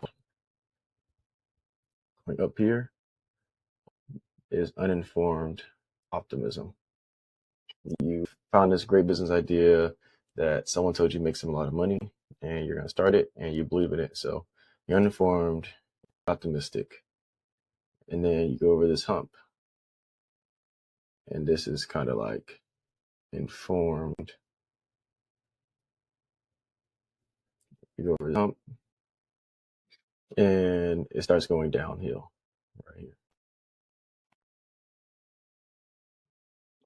This point here is what you called informed pessimism. You're like, oh man, this is not making money. I figured it out. I'm actually losing money. It's not going well. Then you end up in here. You're down here. This is the valley of despair, where you're unsure if this can make it, if you can keep going, if you keep pushing. And at this point, people typically make their way back this way to start over with the next business idea, someone else, so they can make money. What they don't realize is that they keep getting into a hamster wheel at this point, right? Here's a wheel, there's a little hamster. And you keep going around in that hamster wheel, starting over. And from this point on, back down here. Really, if you could just figure out a strategy in the hard part at this point to keep going, you reach the unlimited upside. Now, I show you this point because you may be down here in the valley of despair. And this is where we're at in this story, to where we could have just quit, figured out something else, started with the process. But what we did is we kept pushing. That way we can reach the upside. Because now, once you're up here, you have informed optimism. You know what it looks like, what troubles you've been through, what to expect. And there's more up there to prepare for up here. However, you know you can reach it, and that the upside is worth way more than any potential downside. My bad, that first one was so sloppy. I had to clean it up for y'all to see. So here it is. So you have the informed optimism, on around informed pessimism, valley of despair. We're at that valley of despair. Instead of hopping over here, starting over, hopping in this hamster wheel, right? You start over again, you go back up, and you feel so motivated, feel good. We actually stuck it through. And at this point, we were losing we're making $5,000 a month. But this was not net. We're actually losing because we had a team. So we're generating and going into debt more and more. And we had a team, responsibilities, dreams that felt like they were slipping through our fingers. I could see it in everyone's eyes, the fear, the fatigue, the doubt. It was there. It was real. But before I answered, I did something that defined the rest of our journey. I opened up my laptop, and that night I stayed up late. I combed through spreadsheets, session logs, time reports, our team roster, looked at our insurance rates, how many sessions we were having. I looked at the money coming in, what was going out, and I looked at who was doing what, when, and how well. And what I saw made something very, very clear. We weren't running a business. We were just busy. That was it. I went straight to the data, session counts, team size, hours worked, and then I noticed something, a pattern that changed the game for us. So we had no real benchmark of what made the business worth running. And I realized that if we weren't hitting at least a 40% profit margin, like that's what made it worth it for us. If we're like at 40% net, this wasn't going to be a business for us to have. It would just be a job with overhead. So dug deeper, looked at our top performers and compared their output and the hours that they were doing and the number of sessions they were having to the hours. And I also tracked where performance started to dip down. And this included submission times on notes, timesheets, the quality of work, and burnout indicators of like reduced hours or maybe even complaints from clients that they were seeing. And that's when it hit me. We needed to set a baseline. We needed a minimum number to sustain weekly hours that wouldn't compromise our quality of care, because that's the lifeline of the business, is the quality of care we provide. And because that quality is the lifeline of our practice, we had to set a rule: work smarter, not just harder. And we backed it with data. We determined the points where quality started to dip and said, that's our limit. And we are not willing to push beyond this point that sacrifices the quality of care that we have, because it's like a raft or a boat that you have. If you have more volume, but you didn't pair any of the leaks, eventually there's going to be more leaks you didn't know you had. It's going to be harder to stay afloat. So we said we weren't doing that. And this wasn't just a spreadsheet tweak. It meant real changes. We had to sit down with our team, the leaders, explain the new expectations, and we had to show them the numbers and why behind it all. That was not easy. And I actually found the first one I created. Check this out. We're going to address the problem. This is actually the sheet that we use that gave the facts. Because rough estimate, I just separated our full-time clinicians with our part-time to see where we're at and if what we're netting. So this currently is not accurate, but just so you can get an idea of what we use, just a simple Google sheet. And then also here's the data table that outlines the calculations for hiring and revenue to bring into the business. So we had a mix of clinicians and PhDs, just given where the referrals were coming from. That's what we're working with. We had to break it down into the average cost of having them and the gross per client, and just seeing what that brings in, because then we could see if this works at the bare minimum, the foundation, we could keep it pushing and keep going. Just sitting with our leadership team and going over this, there was resistance. People were used to doing things a certain way, their way, and they were comfortable doing it that way. But growth doesn't happen with comfort. That's just a fact. We gave the team time to adjust and to add to the caseload. We even gave leadership time to adjust the process, and we added on people, and myself should try to support as best I can, took on more of their workload just to assist with it. And during that time, we had to be patient, supportive, but we also had to be firm with it. And then the shift started to happen, right?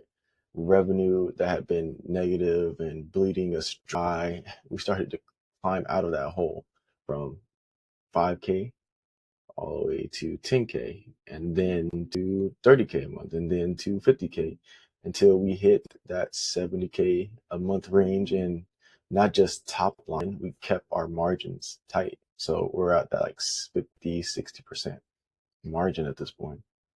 And that exceeded our 40% target. Now, what that meant was freedom, breathing room, confidence, and belief. Belief that this wasn't a fluke, but that we weren't just lucky. We had created a system that worked, and luck had no play into it. Anyone can do this.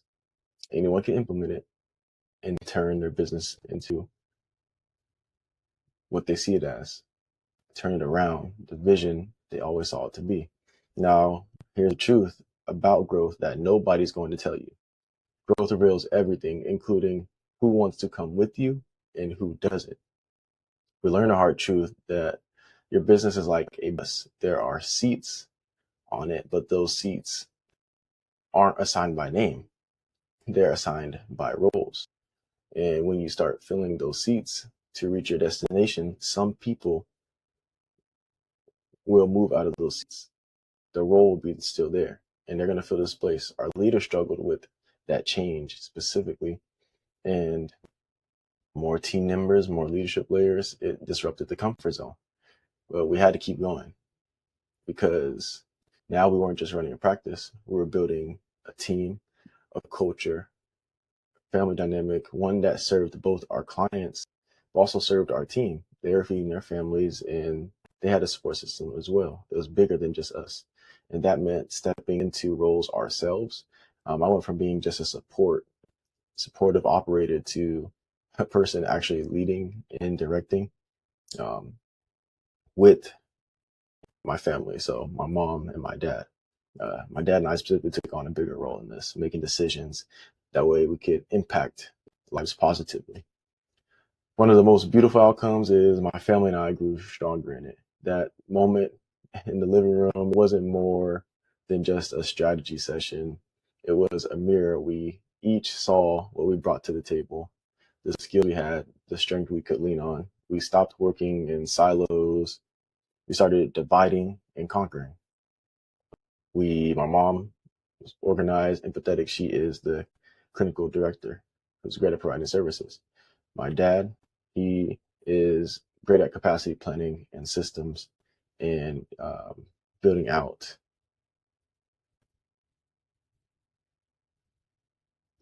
He had years of workforce management and analytics experience for trillion and billion dollar companies that he brought to the table.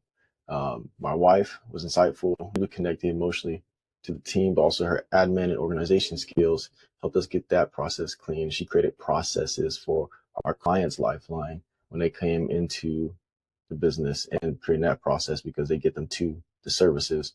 And me, I realized how to get for systems, structure, and seeing patterns others missed. And that's probably due to my ADHD superpower that I realized I had later on. And it just worked out. If I could go back though to the version of me sitting on that couch, eyes tired, heavy, wondering if it was time to just walk away, I'd probably tell him, you're heading in the right direction. It won't be easy. There will be some potholes, some setbacks, and some darkness. But if you stay connected to someone who's walked this path, or if you get a mentor to guide you, or similar group people who are going through it with you, you can miss out on some of the worst mistakes and get there even faster. And the only way you don't make it is if you actually just stop and give up and start over to something else new. You don't need to have it all figured out. You just need to take the steps with courage and keep going. Most private practice owners don't fail because they're not getting enough clients. They fail because they just don't know what lever to pull and when. This is exactly what I learned when going through this with our business. So we were at 5K a month and struggling, and we didn't know what was wrong, what was working, if this is even a business we should be running. However, I came across these levers and priorities for us to pull from and make adjustments from, and we were able to fix things within 7 months. It legit 10x'd our business, and we were finally feeling like we could breathe and get above this.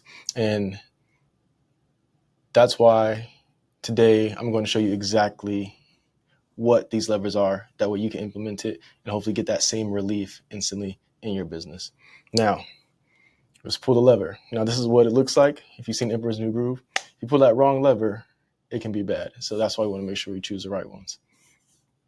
Now, there's only 5 levers that you need to grow a successful and a scalable practice. And we call them the 5 levers of growth. Now, these 5 levers are just this: clarity, client, care, cash flow, and capacity. All C's, easy to remember. If you stay, I'll explain what goes into these levers. That way you know which one you can pull and get things improved. All right, so levers, each lever should have a system that supports it, right? So once you pull it, it has a system that runs, and there are mechanisms that you install, right? You can tweak them, and you just want to use them. That way you can get results. And once you know what levers to pull on, you know what to fix specifically. And you're not just talking about vague ideas that you're saying and running with it just to get no solution and not to solve your problems. You're actually going to take it head on. So let me show you exactly which levers that are missing and broken within your business. That way you can go implement and apply it. Now, why do we even need levers? Well, why these levers is because they're concrete, right? They give you that instant clarity on the specific areas that you can help and improve on, and almost like you're diagnosing the issue. And no different when you're dealing with clients, you just have to change your perspective on how you see it. So whether this is your team, money issues, you have clarity issues, you don't know where we're headed. So how can you actually implement this one today? First, we'll get into the clarity, right? The clarity one is going to be all about knowing where you're going and how you're going to get there. That's all it is, clarity. Where you're going, how we're going to get there. Now, with clarity, everyone on your team needs to know these things: what your practice is about, who you serve, and what success looks like and how that's going to be measured. This is typically the first stop on the exit when heading down and going through these levers, because oftentimes we have these assumptions on how the business should be ran. You onboard people on your team with the assumption, because they have great skills, that they know what your culture and everything else is about. But they're just as confused as you are, because you have not sat down with this or even communicated it properly to them. So you should have this, you should have a mission and vision. You should be having meetings that reminds your team of the mission and vision, because you'll see and notice that you have to tell them 5, 10, 15, even 20 times, but whatever moves the needle, right? So with this, the clarity is going to align your vision, and you're going to want metrics so your team can know they are aligned with that. Now, with metrics, there's a few things that you can look at. What we look at is going to be billable hours, which is the availability time. How frequent are they seeing clients based on how much time they have open on their schedule? And then we have cancellation rates, so we know what's going on there. And then we have our KPIs and quality assurance calls that we do randomly, just to make sure clients' needs are being met and that our team's doing what they say they're doing. Now, once you have the combination of your metrics and just numbers to look at, you'll get clear, because if your plan is to have a private practice and transition into an agency, well, you need to make sure you have some processes in place, and you need to make sure that you know how many team members you need to accomplish certain goals and caseloads and headcounts, right? And you're not going to just guess this number. We got to look at the details, because it's going to be specific to your business, how you run, the area, who you serve. And yeah, it's like a well-oiled machine that's moving in one direction, the same direction. And now everyone is aligned and there's no confusion. It's much easier to operate when your team's clear. It's much easier to use their strengths and leverage their skills to help you grow. And now you're like a community. It keeps moving, it keeps growing. So that's the first thing you want to do. Now, if you're already clear on your vision and mission and you know where you're headed, you're doing well communicating with your team, awesome. Then this might be your next stop coming up. So this next lever is going to be our client lever. It's really bring in the right clients and keep them coming back. I hear it too frequently where I have practice owners who aren't able to retain clients, and that's typically due to messaging, how they're communicating with them, if not bad service, right? If you are only there for the money, that they're gonna get that vibe and energy off of you from the sessions. They spend enough time with you to feel like you don't care, and that's the direction they're gonna go with. It just happens. So you want to make sure that you need a consistent way that you can attract your ideal market with clear messaging, enroll them easily into services. There should be a map that helps them get from point A to point Z. And then you need to be able to retain them with strong engagement and outcomes. So let's dive into attracting your ideal market. Just because you went to school and you can see children, you can see adults, and you can also work with married couples, doesn't mean you should serve all of them. Now, this is in a more general clinical sense, but just stay with me. All right. So if you are a doctor and you only specialize in sports injuries,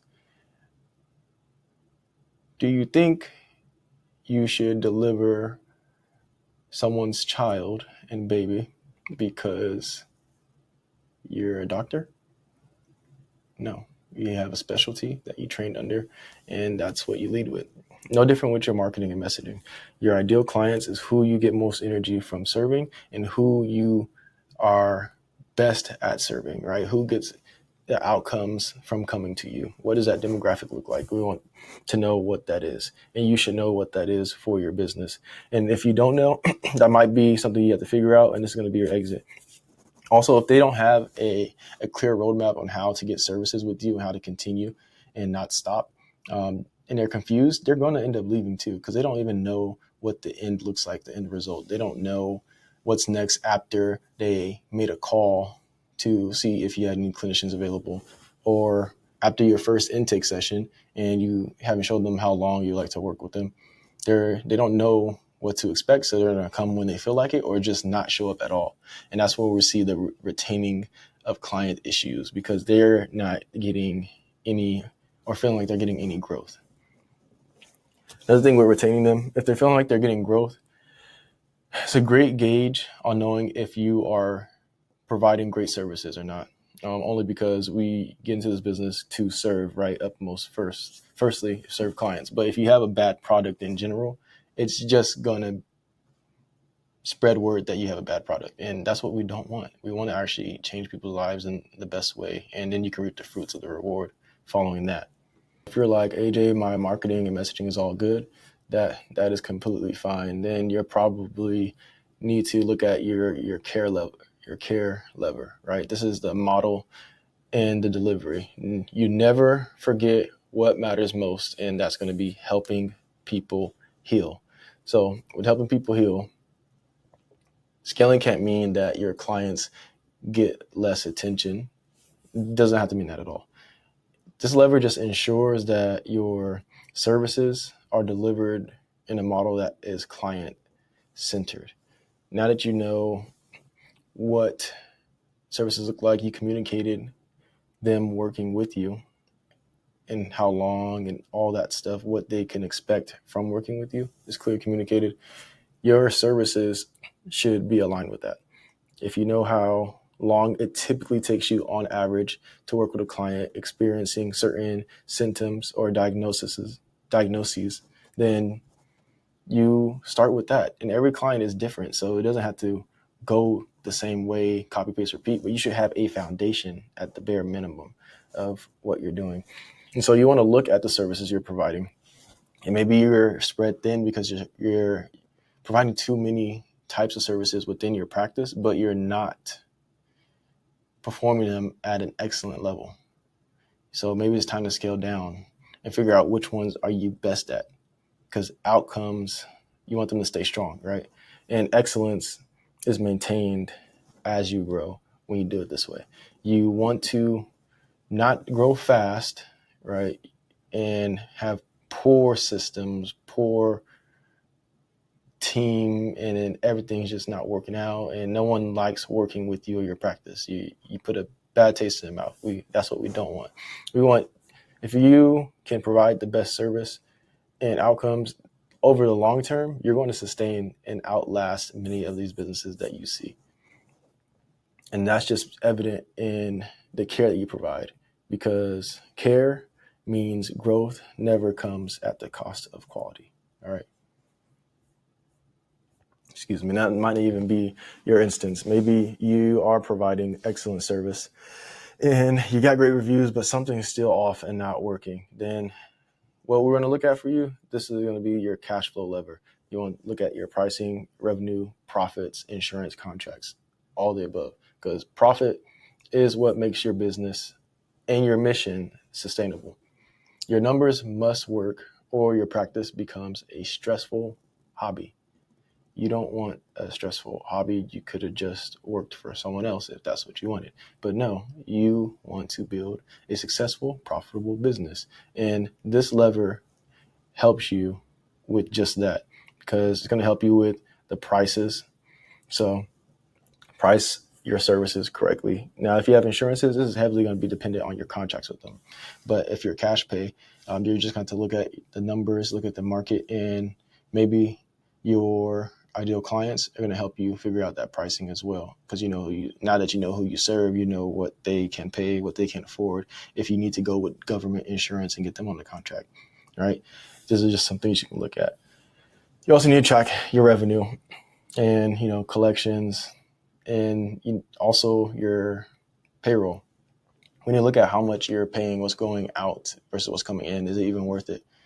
This is where you can look at, this will help you look at those services as well. If you have more than one services and different type of, roles and clinicians in your agency, you might want to dial it down. But this will spell it out for you, once you look at it. So pull all your reports, bank statements, and just get into it. And you also want to build, healthy profit margins. If you pay $5 to make $4, you are losing $1. It doesn't matter how much money you bring in. It's going to keep losing at a bigger rate.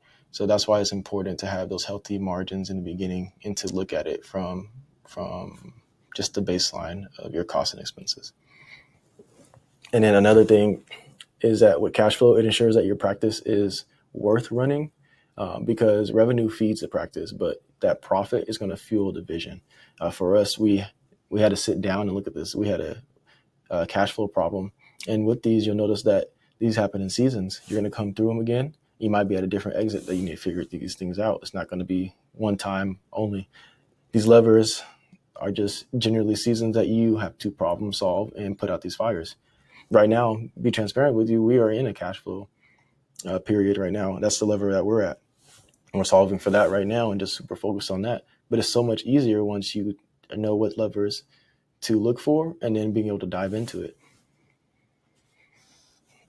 Now, after your cash flow lever, and maybe you're all set on there, you have the capacity lever, which is your team and the systems, right? You build a team and systems that can grow with you.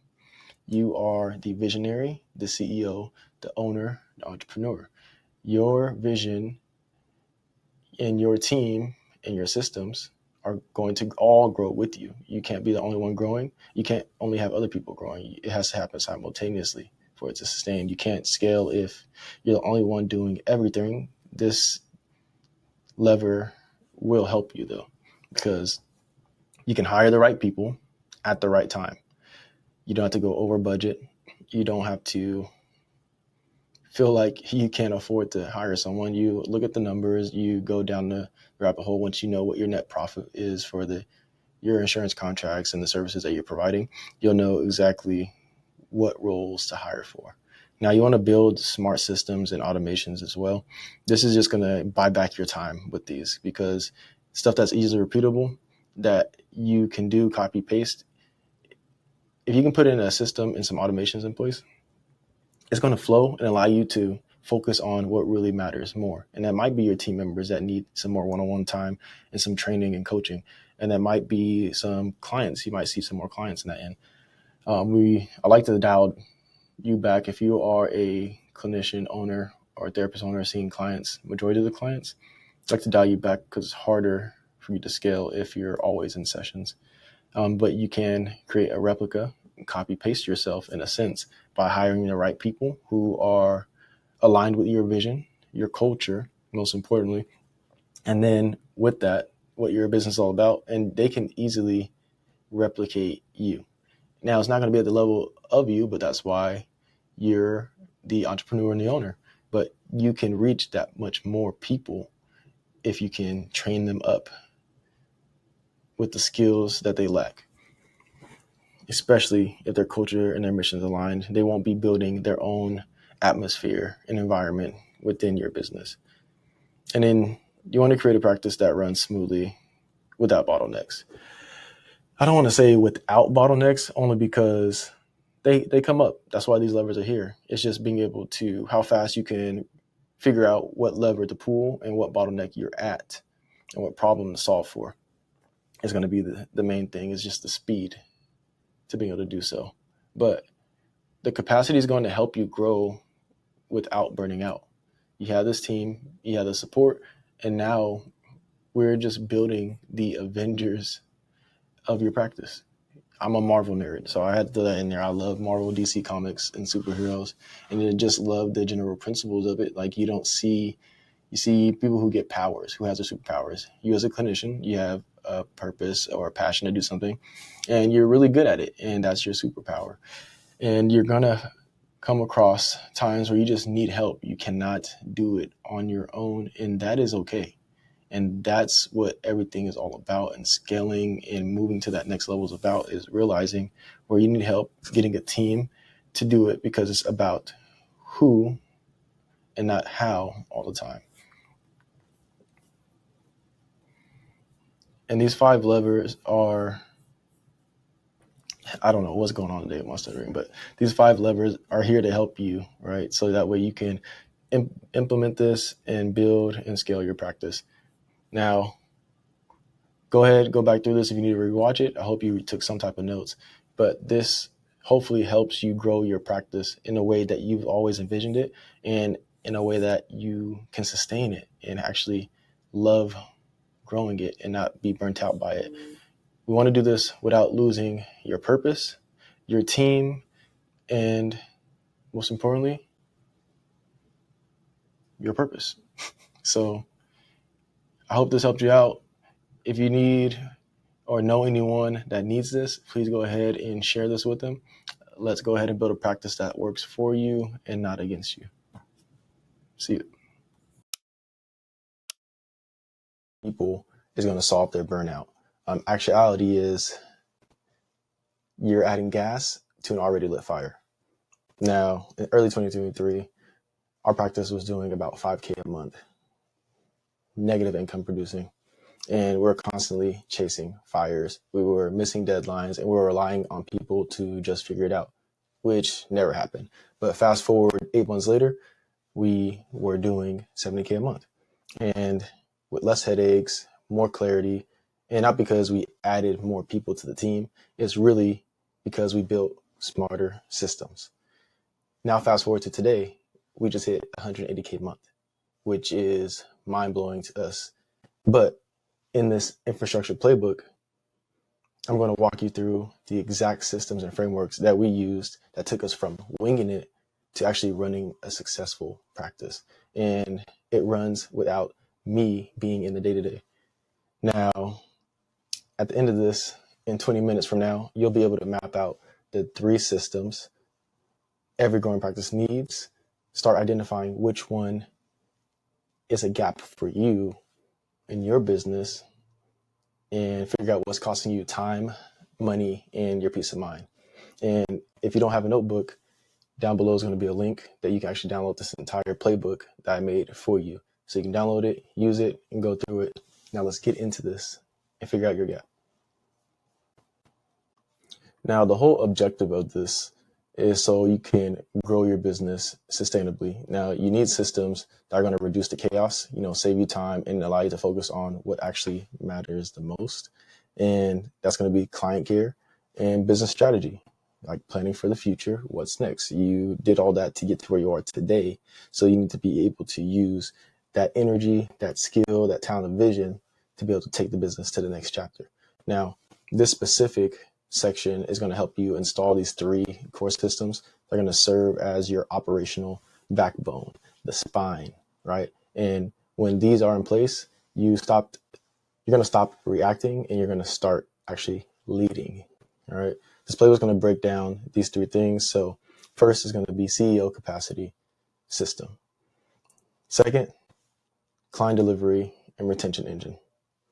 Third is financial visibility and profit. So let's get into our first one. Now, the best run practices protect time and intentionally. Now, both behind the scenes and on the front end, this system is going to help you manage your internal calendar as a CEO, because that is what you are. You're owner, you're CEO.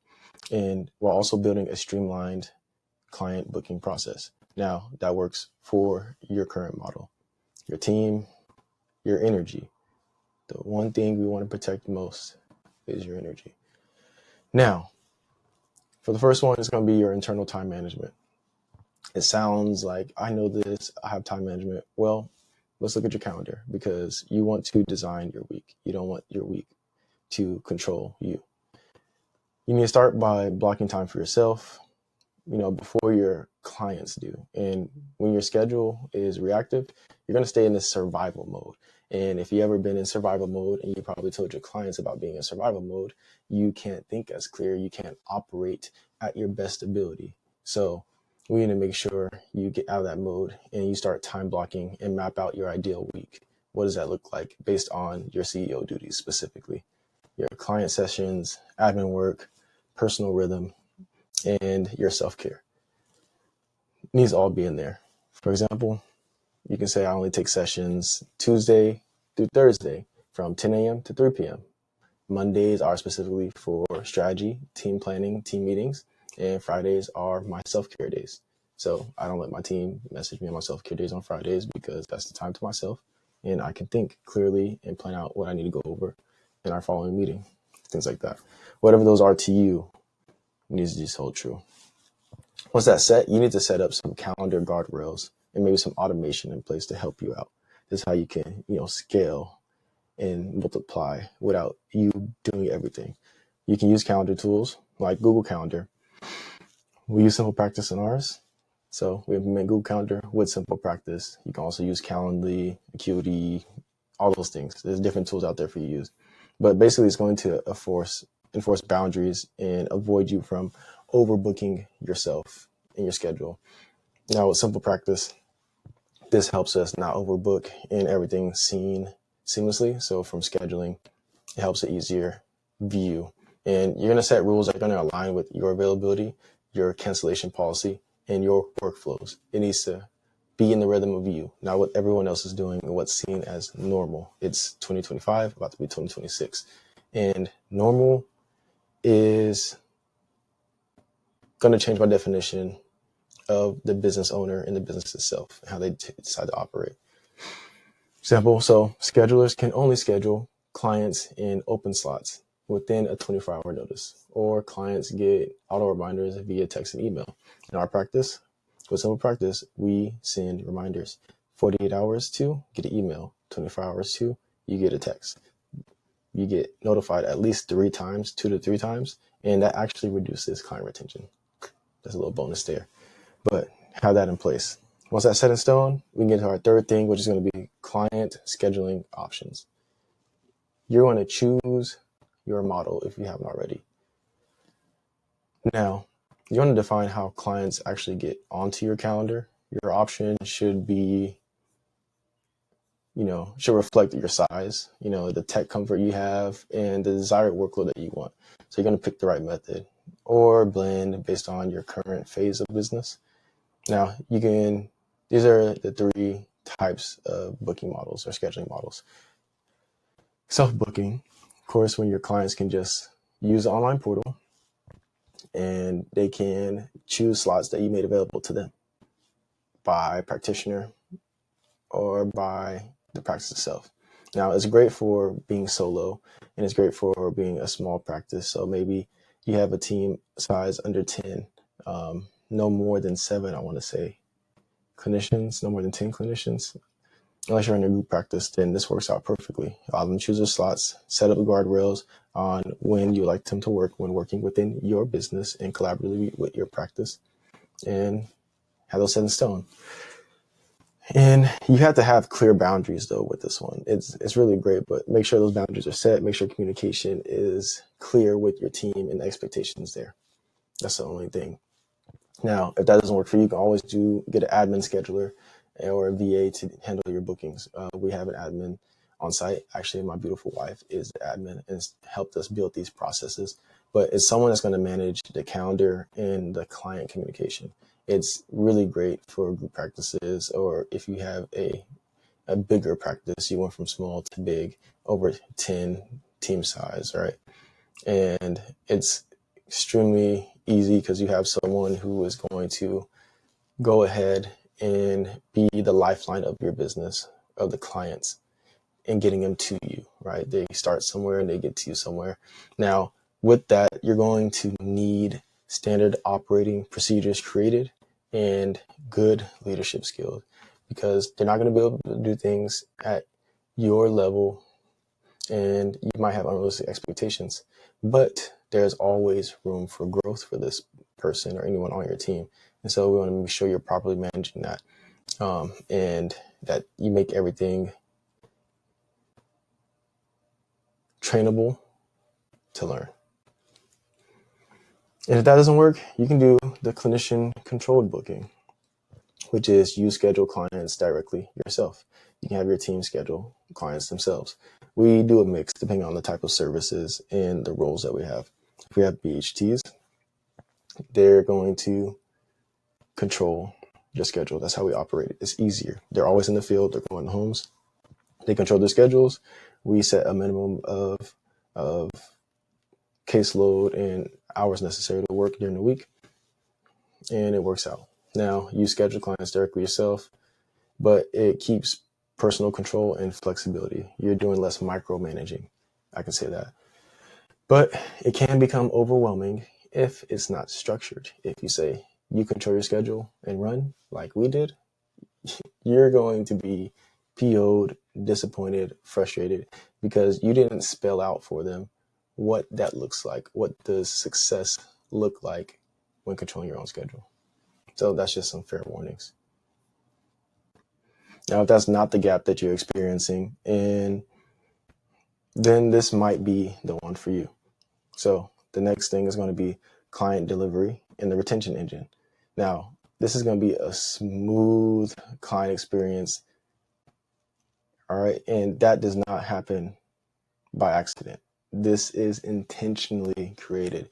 Now, it's built through, intentional systems. This system is going to help you actually map out how clients move through your practice and the first contact to final discharge, as we mentioned earlier.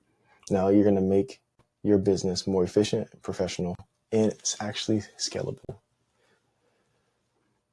When you do this right, this is also going to improve the retention that you have with clients, team members, reduce that admin chaos, and actually going to increase referrals that you receive, because that word of mouth is going to get out and spread like wildfire that you provide great services and the experience from start to finish was amazing. And I recommend you go to them, and they're going to recommend people to you, family members, friends, if you made a difference, right? This helps with that. Now, firstly, to actually get this engine going, you're going to need to define your clients. Who are they? Start by outlining the key phases your clients move through. Now, this gives you clarity and allows you to actually track bottlenecks and automate any handoffs that take place. Now, we use 6 labeled pipeline stages in our CRM to actually track the client flow, and it just spells it out. Example, ours is like this. We have a wait list. Then we have the intake scheduled. Then we have them assigned. Once assigned, it's going to trigger and send some, notifications to that team member. And we have them in active pipeline until, they come to the completion of services. Then we move to discharge. And we can actually see this all being tracked and through. And you can see it defines a workflow that's easy to track, easy to manage, and be clear on. Once that's in place, you need to create a practice management hub. Use one system. It could be the EHR tool to manage all client. It's going to be an EHR tool, but it's going to manage all client-focused notes, scheduling forms, and client records in one system. So GHL for team task, audit list, caseload management, client flow, instead of scattering them across multiple tools. So we use those two. Now, we use some practice specifically just for the scheduling, documentation, billing, and secure communication, just because it's as simple as this is, and we build our operations on it. You don't have to use simple practice. Whatever you have works. You just need to set the tone for what it's used for. And then for our team operations, we used Go High Level. Now, We built it and customized it to meet our needs, but this is where we're going to assign our internal tasks, track documentation, our audits, because those do happen, and run workflows for team alerts and compliance checks. Extremely important, and I think that helped us provide excellent service as well long term. Once that's set, you can build workflows for your intake and any transitions. Now that you know what this looks like from this top one here, and you're defining your client's path, you can actually build workflows within each stage. So design step-by-step workflows for new clients once they onboard, call, get services, talk to your admin, and transitions like pausing or ending care. What does that look like? What are the procedures and steps that take place? Now, these are going to reduce the friction that takes place and also elevate client experience. And simultaneously, these step-by-step workflows are also going to empower and encourage your team to do these things without you. You can see how you're not micromanaging. Now, our intake flow is automated. We use tag reminders when someone completes their paperwork. Now, they're assigned either a behavior coach, a clinician, and we just added medication management as well. And our admin sends, the welcome sequence and either reach out to them and we also send an automated email to notify the team of this assignment so they can do their initial outreach to them. Now, intake workflows, send the paperwork, using the portal, we confirm insurance and payment. And then you're going to schedule welcome call, first session, and set session expectations, via email, or if you have it to where your team members making that initial call, you should have a script for them to follow on the expectations on services working with them in your business. This is how you can see that's consistent and how it flows.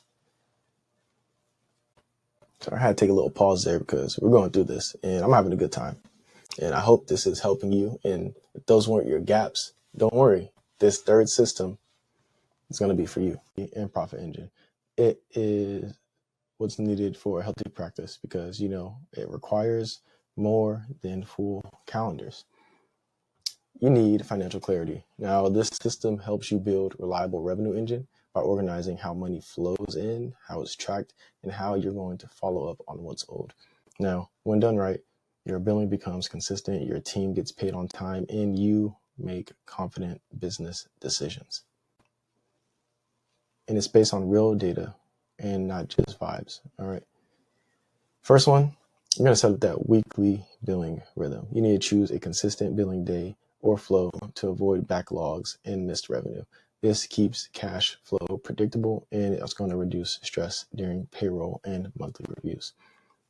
My example here is we actually run all insurance claims and invoices and follow-ups every Friday. Denials and rejections are reviewed almost daily by our team member, and it helps us avoid delays that are within our control. Now, no telling what delays, providers have if you work with insurances. That's out of your control. But if you can at least control your controllables, the uncontrollables are a lot more to manage. And this can be outsourced to billing. This can be even when you decide notes need to be done by with your team. It's within your control as long as you're abiding by the guidelines of your state and your providers and make sure it's ethical. Secondly, you're going to define who does what. Now, roles and the rules. You need to know who owns what step of the billing process, whether it's you, a biller, or your admin that assigns ownership, document flow, so there's no confusion. Our admin verifies the insurances and they send out copay reminders 24 hours before sessions. We recently implemented that they actually are going through and checking the insurances of our team members for that week, any clients that have schedules that week, and making sure that insurances are good. There are no updates so they don't get surprises, as well as us when that happens. No one wants to pay a bill when you let it get up a couple $100 to $1,000. That makes it hard and you add even more stress on top of their services that they're receiving with you. You don't want to do that. Now, We do copay reminders, and our biller submits the claims weekly.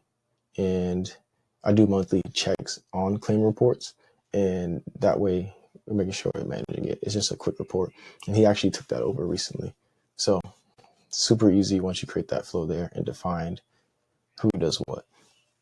Once that's all set in stone, now you can actually go in and track what matters, and you should have a money dashboard. Now, you can use simple tools to monitor this, what's coming in, what's coming out, what's outstanding, and what needs your attention. Now, this is going to help you actually protect the revenue and plan your next move properly. Now, if you want to add services, if you want to make key hires, you should be able to see realistically what's coming in and what you can afford to do. And this is how you can make strategic and data-driven decisions. With self-booking, we track weekly revenue with our EHR tool, Simple Practice, and it's simple KPIs. We can see revenue collected, claims filed, our show rate, our payouts versus the denials. We just love it. It helps so much. And it allows us to manage this when we're on vacations or business trips, and even when, those important family moments and events and you want to take, you can quickly just look on your phone, take 5 to 15 minutes, look at these, send your chats to who's ever on it and manage them quickly, and schedule a later time if they need a deeper one-on-one with you. You can see how you have more control of your time and how you're not micromanaging, but high-level managing and seeing things. And once you have everything all laid out for you. Now, a bonus, I know I shared with you, is using the profit first model. Now, we leverage it to actually help us with allocation and with revenue collected and put things where they need to go. So tax buckets, operating expenses, payroll. It actually separates percentages for us. And so we know if we want to hire someone, we're able to look at how much we want to spend, how much we can spend. And I had a link here. So if you download this, once again, link down below, and it's yours. All right, now you can actually see why this works. You're creating predictable workflows, so you're not reinventing the wheel every single week. You're turning chaos into actual structure. You can reduce decision fatigue and even your burnout now. And it's going to enable you to actually delegate and be confident doing so. Others can step in without dropping the ball on your team. It doesn't rely just purely on you, and you're going to build scalable foundations, systems that let you grow without working more hours. Now, these systems won't work unless you actually implement this next part of the course. Most business owners think just stay busy, but staying busy isn't the same as building. And now there's no way I learned these concepts by myself. So this is my pops and also my business partner, Anthony. And I'm the co-founder of our practice with a background as a workforce analyst for billion-dollar companies like Banner Health, Direct Energy. I watch so many leaders, including ourselves, get stuck doing everything for everyone except the one thing that matters the most, right? And for me, that's thinking. So why most practices don't scale, I sum it up to no space to think. Now, what that means is you can't scale in chaos if you don't create a space to think clearly, make decisions, or lead. Then you're always just stuck reacting instead of building the practice that you want or building the future that you desire based on why you got into doing the thing that you're doing. So this video is going to actually break down next on how you can actually set up time blocks to help you think clearly and actually sandbox these ideas that you have when it comes to innovating in your business. Next thing we're going to want to do is do a time audit on yourself. So as an operator, as a leader, you're going to do a power practice owner, you're going to do a time audit on yourself. Now, below you can get this link. That way you can use this. This is a quick Excel sheet to leverage. So under here, you're just going to put the task that you did. So I put session, I put client's initials. Service date is a calendar. So you can select the date and you put the time frame that took place. So let's say 10, 11, and I'll put the hours there. Now you want to do this for at least I'll say 7 days. You want to do a 7-day time audit. What you want to do mainly, if you mess up, you can always come back to the link and duplicate it and try again. But we'll say if you run out of space too, we can make this by the day. So I'll make a duplicate. We'll call this Tuesday, for example. Call this Monday. So every day, come in here, do a time audit of the task you did, and you're gonna reflect back, and you'll see a lot of stuff that you missed out on. A real key is actually once you're in a task, so maybe like your progress notes on an admin day, you want to set up a timer on your iPhone and start the timer, and we'll keep track of how long that takes. Or just come in here, put the start time. When you finish, come in here, put the end time. That'll help you out a lot. Even if it's lunch, is like how long do you typically take a lunch or any other breaks? And what you'll see is the actual time you spend on things, and you'll be able to see realistically what you have time for, what adjustments you can make. It's vital just to see where you're at with time and leverage it. That way you can use it wisely. Now you are the practice owner, you are the entrepreneur, you are the lifeline. So I need you to audit yourself and allocate your time best for growth. That way you're not getting burnt out. You're taking control of that time that you're spending on certain things. You might find out you're wasting a lot of time managing a team that you shouldn't be your micromanaging. Maybe if that's one thing, we'll say supervising team member. You want to keep track of that because then you should probably you might have the wrong person in that role if you're always having to help them, or you might need to self-reflect on what you're doing and do like the last step and go to the SOPs to properly train them and empower them to do things on their own. So once you have that, down here is going to make the subtotal for you, and I'll put in the hours total just so you know what it looks like. The goal with this is once you have it set, you're going to create time blocks in your calendar. Let's see if I can have a good example for you. Now, this is a real-time example of what my calendar looks like on a Monday, for example. Just one of my calendars, because I like to separate the practice work and also the consulting work. So I have two separate calendars and I blend them. But on the practice side, this is what it looks like to manage the time blocks I create. Once I did the time audit on what I was spending time on and what I was working on realistically, this allowed me to see, I created just a manager time block to manage any items, the team assistants, all that stuff fits into that block. And any time I have goes to that outside of when I have meetings on the calendar or any office hours I may set up for the team. Now, if you do that, this will definitely set you up for success, especially if you are consistent with it and you stick to it. So definitely go back, and then once you do that, go to your calendar and create your time blocks on what you need to do stuff. I have a think day in here. I have let's see, let me see if I can show you. All right, now I wanted to make sure that I actually showed you what my calendar looks like, so you know that I actually do this. I'm not just telling you to do it. So I'm gonna zoom in here so you can see it.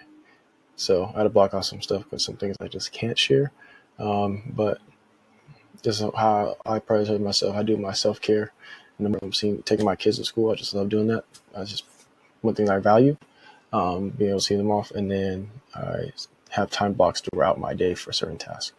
It may fluctuate and change, but I do my best. And there's times where I may miss it, but having an idea of what to do, it makes me more tactical, more strategic, and more aligned with making sure I achieve the goal. I'm taking that 1% daily. So that's how mine is. Go ahead and give yours a shot. Let's get that done. Now, mastering your time is great and it's essential. But what's really going to kick this into gear is once you master how to hire, train, and lead a high-performing team within your business that executes on things without you handholding them. Now, most practice owners, they wait until they're actually drowning to hire. And by then, it's already too late. And they end up rushing the process, hiring out of desperation, and wondering why things still feel misaligned. They're not able to keep their team members. They're not keeping clients. And in this section, I'm actually going to show you how to flip that. We're going to design a hiring strategy that attracts the right people before, whether you're hiring your first admin, building a full clinical team, and you're just going to learn how to create role and clarity around that role, filter for alignment, culture fit, and streamline your entire process. That way you can grow with confidence and not chaos. So first, we're actually going to dive into this section, and I'll break this into job descriptions. All right, that's going to be essential.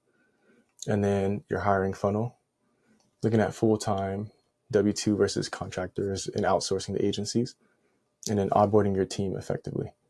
So that way you can develop and retain them as high performing. And also, most importantly, once we dive in, it's going to be building a strong team culture.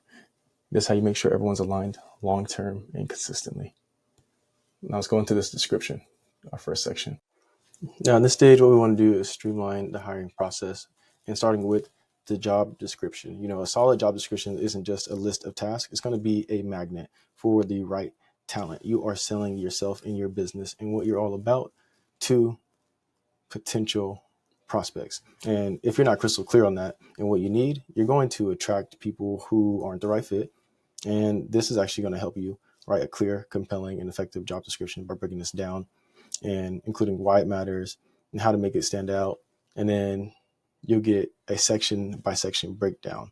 That way you can fill in the blank. So if you don't have one of these and you need a copy, down below, there's a link to this, and you can get yours. Made this for you to use and make things easier for you. Now, the goal of this is actually just going to be to make sure the right person reads your job posting and immediately knows this is for me. That's what we want. Now, this job description, I don't know what that was about, but the job description section and what it means. Now, we have roles and the top layer. It's a complete sentence that sums up what this position is, why it exists, and think of it as the job's purpose in the sentence. It might be behavior coaching, marriage and family therapist, individual counselor. And I would even go in there and put in what demographics that your practice serves or that you need someone to assist with. If you're clear on that role, child therapist, those things should be in there.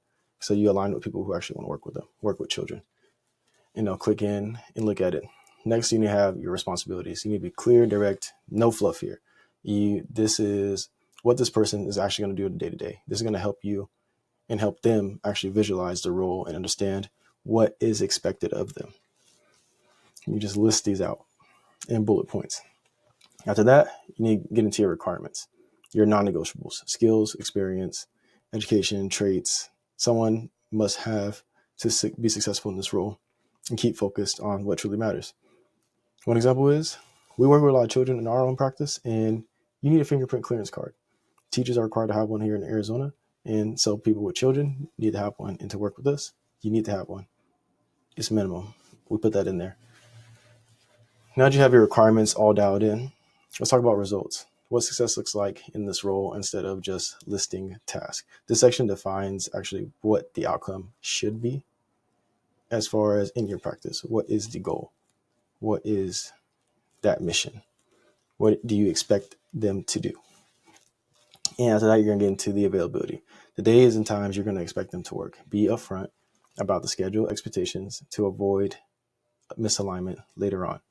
Compensation range needs to be in there. Transparent salary, pay range. That way the candidates actually know what to expect before applying. This is clear it up. I mean, they might ask you again, but this is going to dial them in to actually go forward with applying. And your core values right here at the end. This is what your company stands for, how you're going to operate. This isn't just made up, amorphous values like professionalism, being professional. That means something different in every workplace and every role. And that's just too general. And that could mean something different to a play therapist versus a marriage therapist. You need to determine culture fit in this. And so it's crucial to actually include it. That's why we did that work earlier on. You need to include those values in here. And once you get this document, you'll be able to see that I made space for you. So once again, if you don't have that, down below, you can access it. And this is what a sample kind of look like, direct support program, what's expected, the role overview, responsibilities, as I mentioned in bullet points, deliver one-on-one behavior coaching sessions to youth, child family, support, collaborate with child and family teams, those CFT meetings, align with goals, track progress. So everything that we expect them to do at a bare minimum that's needed to be successful in this role and your responsibilities needs to be highlighted in there, because we want this person to make sure they can do these things and expectations are clear, especially when down the road they have a miss on these things, which is common, and you realign with their responsibilities and what they signed up for. Key skills is good to have in there. Some skills that you like to have with them: time management. If you run a practice that allows people to choose their own schedules, then you want someone who has great time management skills. It's not, if you have someone who's used to being told to clock in and clock out at this time, and then you bring them on board, there's gonna be a lot of frustration with helping them do time management. So that is a soft skill that takes longer to develop than other things like how to write a note in our practice, because we do DAP format, stuff like that. Now, position type and schedule is going to be underneath this. Contract type, whether it's W-2, 1099 contractor, you need to put that in here in those details. Schedule, flexible, travel, if they're going to be traveling to provide in-home services, it needs to be in there.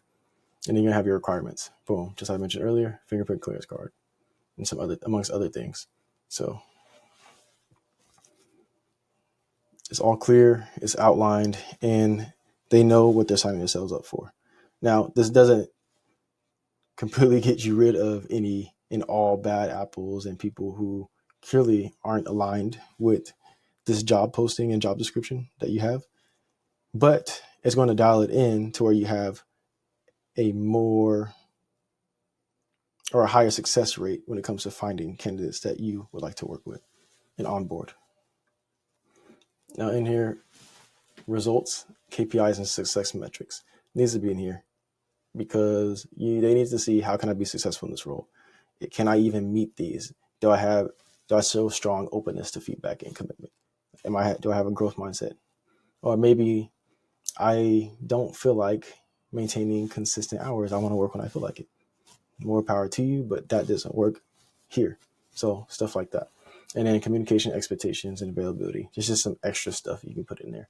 But this is almost like you're selling your business here. It shouldn't be so hard to where you're like, and if you never worked with kids before, I don't even want you here. It should be open to working with kids, would enjoy working with kids if that's the need that needs to be met. So those things need to be in here. You're selling your business. And even when you're interviewing, we'll talk about it more. As much as you're going to be interviewing them, they're interviewing you as well. But this should help you dial it in on the candidates that you are going to interview before we get into the next session on the actual hiring process. Now, have you ever thought, I can't afford to hire someone? No one can do it like me. I don't trust anyone to fill in this position. You're not alone. Most practice owners wait too long to build a team, and then they end up overwhelmed, overworked, and underpaid. So in this module, it's about shifting that. So you'll learn how to build a team the right way, in what order I would do this if we started over. Now, with structure and intention and systems, this is all part of the system. This will set everyone up to win. We'll start seeing the wheels turning and everything moving in unison. All right, I'm going to walk you through, the exact flow we use to hire our team members. That way you can be ready to use this pyramid to guide you, right? So you can get that next steps, get your team going, build your dream team, start executing and achieving those goals that we set. Now, it's plug and play process, or whether you're hiring your first person on your team or you're growing additions to your team, this will help you out and get you aligned and meet you where you're at. So let's get to work. Let's start building a team that actually supports your vision, not drain it. Let's go. All right, so here's our pyramid of practice growth. Now, every successful private practice is built on a foundation of intentional planning. Now, you want strategic hiring and operational efficiency. The pyramid of practice growth provides a clear roadmap for scaling your practice while maintaining quality of care, sustainable revenue, and team cohesion. which is very important when you're trying to flow, drive, and build for culture fit. Because teaching someone skills is not the hard part. It's actually bringing someone onto your team that aligns with your culture. Otherwise, it gets blurred and they're going to mix in their own culture and doesn't align with your vision. Now, at the pyramid, we'll start at the base here. The first one you want to hire is your VA/admin to do scheduling and billing. You can also call this person the executive assistant. Now, with the executive assistant, the primary task you're really looking for out of this person, if you're just getting started, is really to assist you where you're overwhelmed, where they can be your extra set of eyes, hands, right? It's your right hand. So they'll help you with scheduling appointments, managing your calendar, right? If you're seeing clients at first, build capital, this is what you need first. They should be able to handle billing, have some understanding and level of skill set to handle those tasks such as invoicing, payment tracking, and insurance claims. Now, basic admin duties, managing emails, client communication, referrals come through. They should be able to assist you with that area. Now, why this role is first? Well, a VA frees up your time to focus on high value tasks such as seeing clients and generating revenue. They also ensure admin efficiency, reduces stress, and operational bottlenecks. So you're not getting mixing the weeds, jumping from admin task to client sessions, and now you forgot to finish this note and things are looking a mess. You want to avoid all of that. So the rationale of this, why this role is first, a VA frees up your time to focus on high value tasks such as seeing clients and generating revenue. They also ensure that admin efficiency, reducing stress, and operational bottlenecks are clear and good to go. Flexibility. If finding someone skilled in both scheduling and billing is difficult, I'll say prioritize based on your biggest pain point. You don't have to do both. You can train them up in one, but maybe look for whatever role you need that fits your ideal executive assistant and admin. That's who you look. That's the skills you prioritize. So scheduler often saves the most time and is typically more affordable to hire initially. And you can always add a biller later on or outsource that. Now, pro tip for new owners, consider outsourcing these tasks, specializing services, just because virtual billing companies, they'll just want a portion of what you're bringing in. So sometimes it can be easier than having to train someone if you're outsourcing it.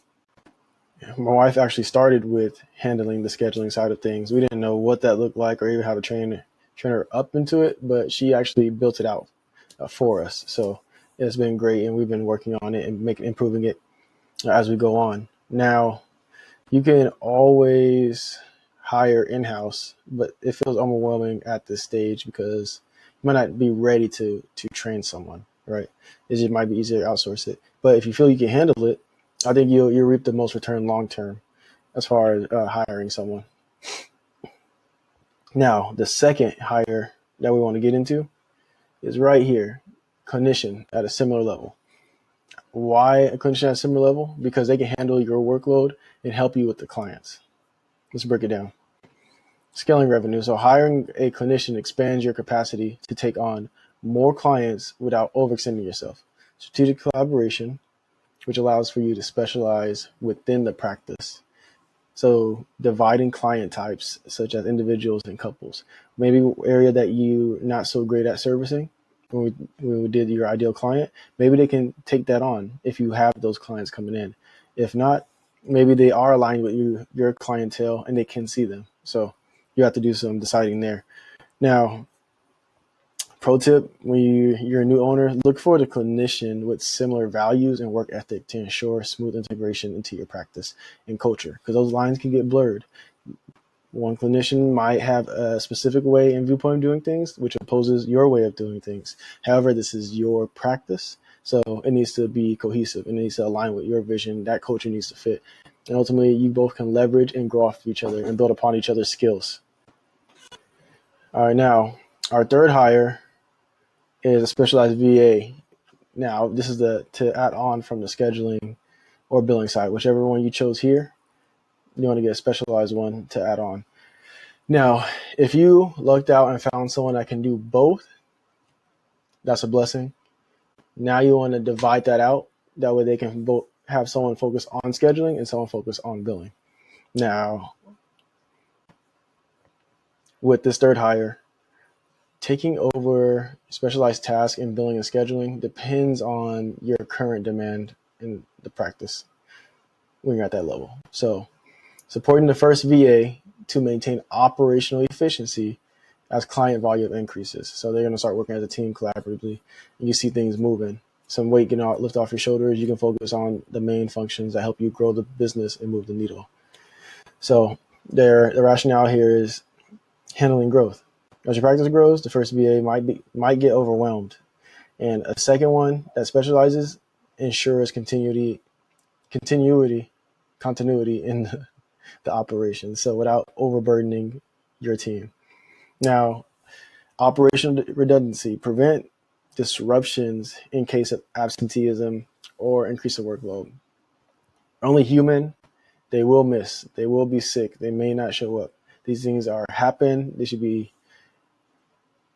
accounted for, and you should just expect them to. But this will help reduce that. Now, pro tip again for new owners, assess the volume of task for billing versus scheduling before deciding if you, which role you're going to bring on and how you're going to shift over the first VA. Now, if insurance billing becomes complex, consider hiring someone with experience in medical billing and outsourcing that. Now, that one is for sure worth paying for the skill set. If you pay for a mediocre biller, you will pay in the end for that, and you might have delayed payments, stuff not getting approved, and it's something you don't want because it is the flow of money and profit and revenue into your business. And now we're at the fourth one. Now you have everything flowing. We got our VA, we got our clinician at a similar level, seeing clients, freeing up your time. Yeah, another VA to help specialize on the billing side of things. Now you can get a junior therapist, someone who needs clinical supervision and needs hours. All right. Now with this fourth hire, they require supervision. They may not care to be independently licensed, right? They just may need the supervision, which is fine. Everyone's at their own levels and where they want to be, and they have their own visions. So mainly they're going to be managing a caseload under your supervision. They're taking on simpler cases or a niche area that complements the practice. Now, if you have, at this point, you should have a wait list. You have some clients coming in. You've been properly caring for people, and they've been sending referrals, letting people know your name's been getting out there. Now you want to take on simpler cases for them, and they'll be able to assist with group therapy sessions or maybe even workshops that you may host, depending on what your vision is and what you want to do. Now, revenue growth, this expands your practice clients' capacity. Now you can take in more clients while generating income through clinical supervision fees. And they typically, you won't pay them more than your partner, right? That first hire that you're at the same level because they're not there yet. However, you can set up a growth path for them to get there. But this is a great way to start and build them up. You want to consider how much time you can realistically devote to supervision. You'll be reducing your client, how many clients you see, right? But you'll also be providing supervision. So you want to watch those two things. And at this state licensing, look at your specific state licensing requirements. They're all different. We're in Arizona. We have the board, and they have their own set of rules compared to other states. Now, mentorship opportunity. This provides a structured way for you to mentor new therapists while building a robust team. If you can get fresh therapists in who are motivated and you can treat them right, because a lot of times in this field, therapists and clinicians who are excited, they just got their degree and license and they need supervision, they get taken advantage of. They work so many hours for little to nothing. And it's just the way it is, but you can prevent that and you can encourage them, and they'll want to stick with your team long term, right? And they can have other roles to assist you there. Now, service expansion, this allows the practice to serve more diverse clients as well. Therapy for children, workshops. You can get a BHT team, a behavioral coaching team going in other specialties. We do that specifically, DSP, direct support specialist. Now, there's so many avenues you can actually take with this, but you actually just get the option to choose which path you want to go. We have a BHT program, behavior coaching program, and we're making differences in our clients' lives, and we're seeing the effect trickle down from taking care of our team onto the clients. Therapy, telehealth, in-home therapy, and so many referrals. And it's definitely a blessing once you're at that level. Now, I want you to go ahead and revisit this, look at what your current team is and where you're needing to add someone in that, and we'll get that person in there. You have the roles that we did previously. You use the SOP AI chat generator. That way you can create SOP for the roles that you're adding on and the expectations and the tasks that you need to do and fulfill. Now, you know how to put a job description up and you know what roles you're looking for to hire, and you're clear on that. However, that's not going to help you unless you know how to actually hire them. Now that you get these applicants, how is this process? So create the hiring process playbook for you. Now, this objective is really just to help you, because most hiring advice is going to be outdated and built for slow moving companies or non-current companies, and not for practices that actually need fast, skilled, high impact team members. Now, this playbook is designed to help you attract, vet, build a team that truly delivers, and they show up for their clients, they show up for the business and the company. Now, you're thinking proactively, and they can make care delivery smoother and not harder. And this isn't about guessing, it's actually about and built on principles. Now, from defining the right roles to filtering for the right people, onboarding them effectively, keeping A players engaged, and following this framework is actually going to help you. You won't just hire, you're going to build the Avengers of your team. That's going to 10x your growth in the right way. So first step is actually going to be hiring mindset. Now, your team is going to equal your multiplier. The right hires don't just execute, they actually amplify everything you do. If you're trying to scale, your team needs to move at your speed. All right, they need to be able to keep up with you. Now, that's clear. You want to hire for culture, and you're going to train for skills. You can teach someone technical skills like how to do notes and how to write notes and use your EHR tool in your systems, right? Those are technical skills, but it's going to be tougher to actually teach them drive, empathy, adaptability, time management, and or the ability to think ahead. Those are soft skills that take more time. Now, we do help and develop our team later on with soft skills, but when you're hiring, you need to actually make sure the culture aligns. And if your culture needs empathy, you're not going to hire a clinician who comes off as cold and not compassionate when it comes to dealing with clients and people. Now that you're clear on that, you need to find people who are deep in their lane, but can actually play, multiple positions. These are your early hires specifically. They should be specialists who don't mind actually wearing different hats, because later you can simplify their role, actually niche down and get more specific. Now, this may apply to admins and virtual assistants. They might help you with scheduling. They might even do a portion of your billing for you in the beginning phase. And that's okay, because it suits the needs and where you're at financially and what you can afford to do. As you add on to your team, you might put them specifically in a billing role or a scheduling role. Now, once you have a conversation with them and you're more aligned on where they're at and where their skill set is, what makes them happy, how they can see themselves growing within the business, that's how you actually define and determine the two, or what role they should go into. Now your hiring mindset is very clear. We can get to step 2, which is getting clear on what you actually need. Where are your current bottlenecks? You know what the roles look like in the practice. You know what you kind of need, but if sessions are being canceled, notes are being delayed, and team morale is low, you need to identify the root issue first. Don't just hire to fill gaps. Hire to move friction and to improve your client outcomes. Once you have that all set in place, you can prioritize the role and the impact. So, for example, if you're overwhelmed with scheduling or billing, your next hire might be billing support or a scheduler, an admin, not another clinician.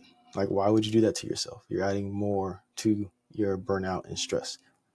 You need to hire based on your biggest operational strain currently, and not just a title and trend, what sounds good to have on your team. This is going to slow down your progress because you don't even know how to manage that person, and you're going to add on to your current stress. So let's put out that current fire first and get clear. What do you need today? After that set in stone, you can find people who are deep. Did I just go back?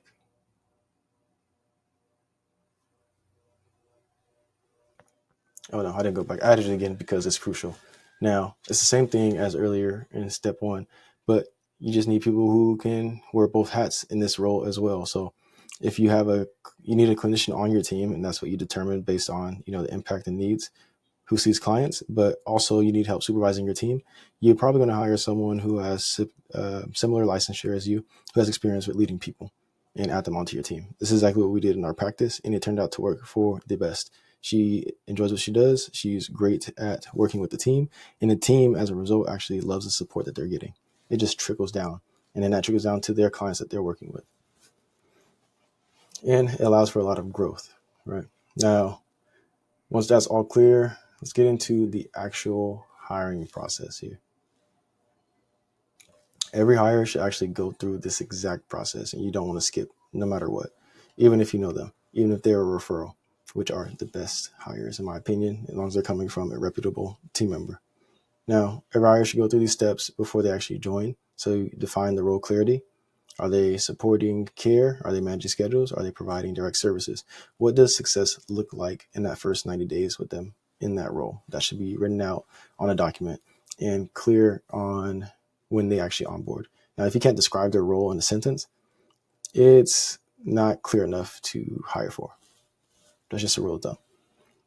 Second is their filtering process. Now, resume submissions. We use ChatGPT to actually help us score and read through all of them. I let it download all the resumes and it reads through them and it skims it, right? And it tells us and gives it candidates by scoring. We do double check it just to make sure, but we refined it.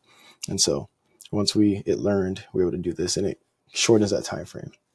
So if you don't have pro, pay for pro. That's why. But once we get the scoring, then we review them and send invitations to the suggested candidates based on what the AI had told us and fed us and information about these people. That way it makes sure alignment's there. And we share all of our business documents as far as culture, procedures, policies, just to make sure there's alignment in who we serve. Now, once you offer these candidates to do an interview, we do virtual interviews, and you want the combo to make sure expectations align. So you want to talk about pay, workload, remote versus in-person, what it looks like with you. Leave room to also have them ask you questions as well. But it's sections in here that you want to cover. First section is going to be technical interview and skill test. No hypotheticals, real work. So based on your values, you have 3 targeted questions in each category. So score each response. We do a rating from 1 to 5. There's at least 2 of us on the interview, so it's unbiased. 2 personality types. And this is going to allow time for the candidates to answer questions, but on your end, take notes and grade them, right? Give them a scale. They're interviewing you too, though, so be mindful of that. Now, if you're hiring a clinician, you need to ask real experiences, implementing evidence, and best practices. Culture.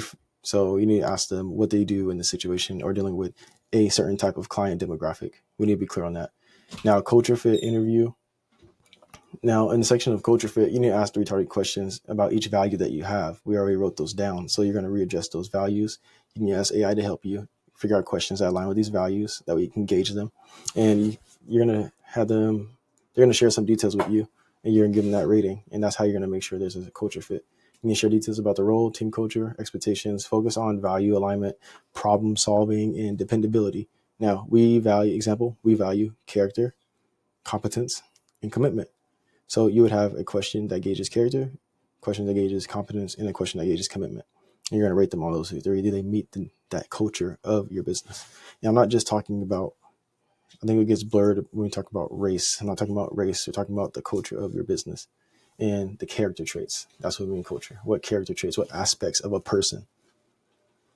And final interviews, leadership's going to sign off on these. Now, if the candidate is strong culture fit and scores highly, you can I would suggest offering them the spot and offering them on the spot. And if not, review score averages across all applicants to make the final call. And you're going to revisit and go through those scores like, you know what, I did score them here, but they did meet our minimum. Now, a pro tip is fast, value aligned hires save time, and they're going to reduce turnover. So make sure you're scoring with intention and not emotion. This isn't about emotion. It's about you being intentional with the hiring. Step 4 is going to be your onboarding, right? You're going to set the tone from day one. Now, we have a 30, 60, 90-day roadmap when we onboard anyone onto the team. You're going to make sure you know what winning looks like in the first 3 months with your business. Now, you're going to let them take ownership, set clear expectations. You don't want to micromanage them. It's going to create bad habits, and you're going to end up doing more rather than doing less, right? So instead of fixing their mistakes, you're going to ask, how would you have handled this? Better just ask the question. And then you're going to make speed a habit. Fast execution beats perfect. We want to make sure they're doing, all right, not doing it perfectly. And you're going to get them comfortable with making decisions quickly and submitting and doing their tasks and their reports, everything that needs to be met. After that, you can get to step 5, which is going to be scaling the team without breaking it. Start lean, then you specialize. The first people you hire, they're specialists. As mentioned before, you don't want forced to be a generalist. All right. Over time, you're going to refine their roles, and based on strengths and impacts, you're going to refine those. Now, don't scale with chaos. If your systems are a mess, more people aren't going to fix that, and they're just going to make it worse. And nail your processes before you add the bodies, please. Now, most importantly, once you have these A players on your team, let's talk about leadership and retention in step 6. You need to help people go deep in their skill set. You want to develop them up. They should be able to see how they can grow with you. Now, encourage your team to master one area instead of assessing 5.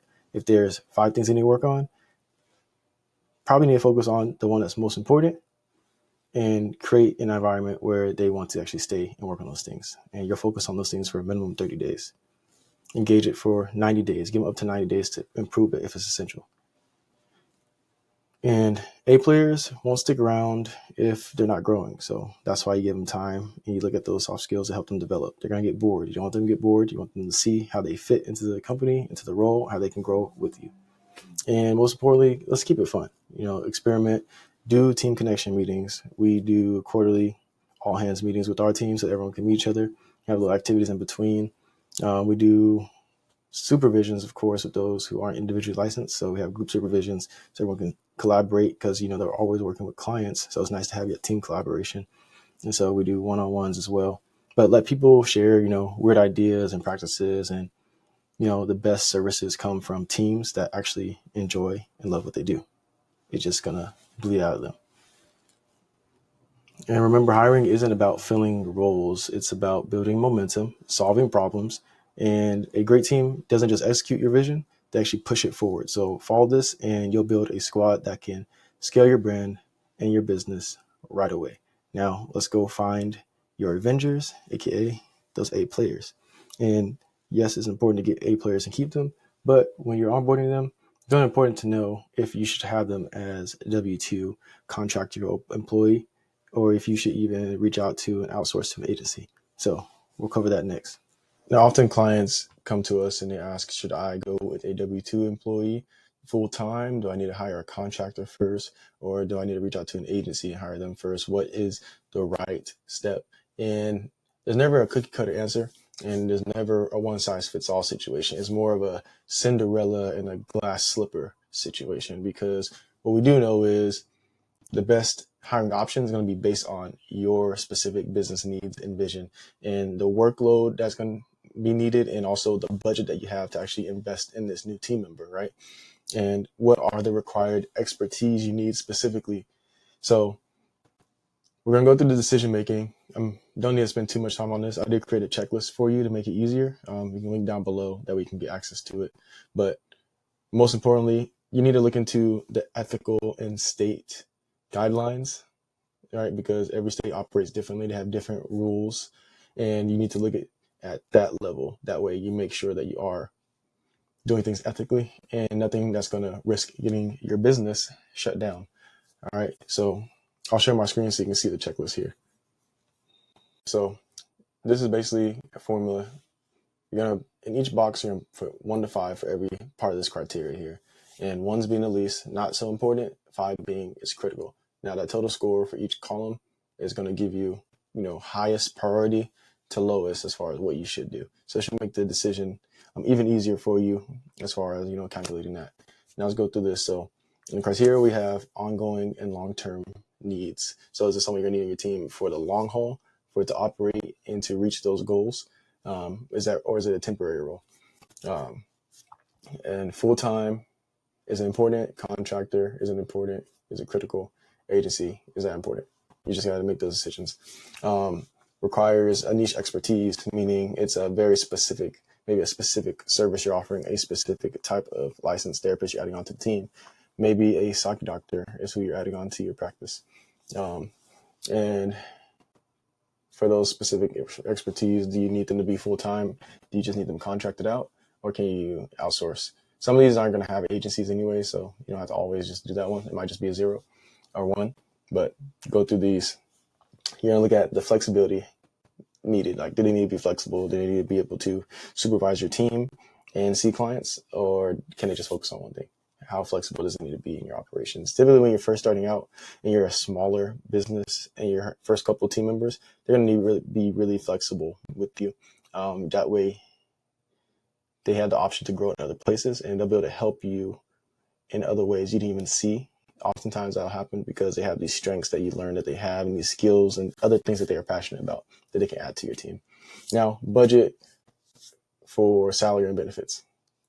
How important is that? So you can write that down and rate that from 1 to 5. Now, is the budget for salary, is it very important to you? Like, the budget's super tight, then it's going to be critical. But if it's not important, it's going to be that 1. Quick execution required. Do they need to be able to execute very fast with you? Do they need to just be able to be hired on and run?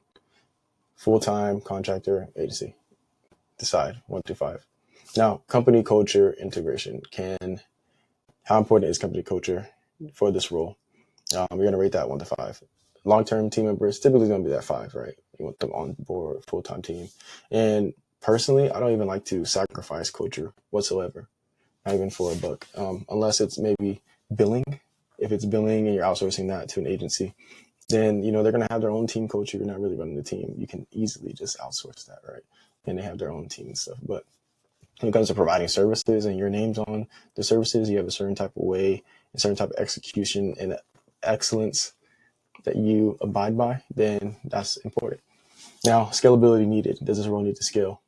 If not, and they can just stay long-term at that role, it's probably a low. But if they need to move up and there's some growth that can take place, maybe they're not individually licensed and they need supervision hours, and it's a major need, then it's a 5. Now, multi-skill, specialized multi-skill team. It's almost similar to niche. I would say the difference would be that supervisor role. So if they need to be a supervisor, but also they need to be a licensed clinician to see, more of your clients to help you out there. In the beginning, it's easier in the beginning when you're smaller. As you're bigger, you want specialized people. That way they can focus on that and achieve whatever the targets are. And then low overhead, costs preferred. Like, you want that cost to be a minimum from 1 to 5. How low does that need to be? If you're super tight, you're on small margins, probably low at first. But if it's someone that is going to bring in a lot of money to your business and help you grow, the overhead costs, you might consider paying more in the beginning for that person. For sure, you want to pay for skills. Speed to hire. Now, this is someone you want to take time to hire. If it's someone who is going to be a practice manager, you might want to take time hiring, right? Because you want to make sure they have the experience. You want to make sure the culture fit and mission and values are aligned, and that they won't steer your company in a direction you had no intention of steering it. really clear. Or if you just need someone to quickly come and sit in and take care of the office role because you have someone who's going to be on maternity leave, then that one might be a speedier hire, someone you can train. But yeah, there it is. Hopefully this helps. Once again, you have access to it if you want to apply it. And this should help you determine if you need to hire someone full-time as a contractor or go with an agency. This would help you dive in all these aspects. So, and once you have all these filled out, you will be able to see and look at roles and like, okay, this role fits into this full-time category. This role fits into the contractor category. This role inside the business operations fits into the agency category. It should be a quick way for you to dive in, get down to it, and make decisions fast. Assess, adjust, achieve. That's all we want to do. Assess, adjust, achieve. And all this is very important. However, it is going to be useless if you don't know how to properly onboard your team members. Because if you can't onboard them, it doesn't even matter if you filled this out correctly and down to the T. If you can't follow through on this next thing I'm going to show you, it is pointless. So let's focus on that. And as I was going back through this, I forgot to mention some important pitfalls that we want to avoid. I didn't want to go anywhere without letting you know. First one is you do not want to hire out of panic. All right. Rushed hiring decisions often is going to lead to misalignment and wasted resources. So let's not do that. Secondly, it's going to be prioritize the cultural fit for the full-time roles. Skills can be trained, but alignment with the company values is going to be way harder and take more time to even develop. Next, you want to start with a trial period for contractors and agencies. This minimizes your risk to ensure that you're aligned, before getting deeper, engaged, and more dependent on them.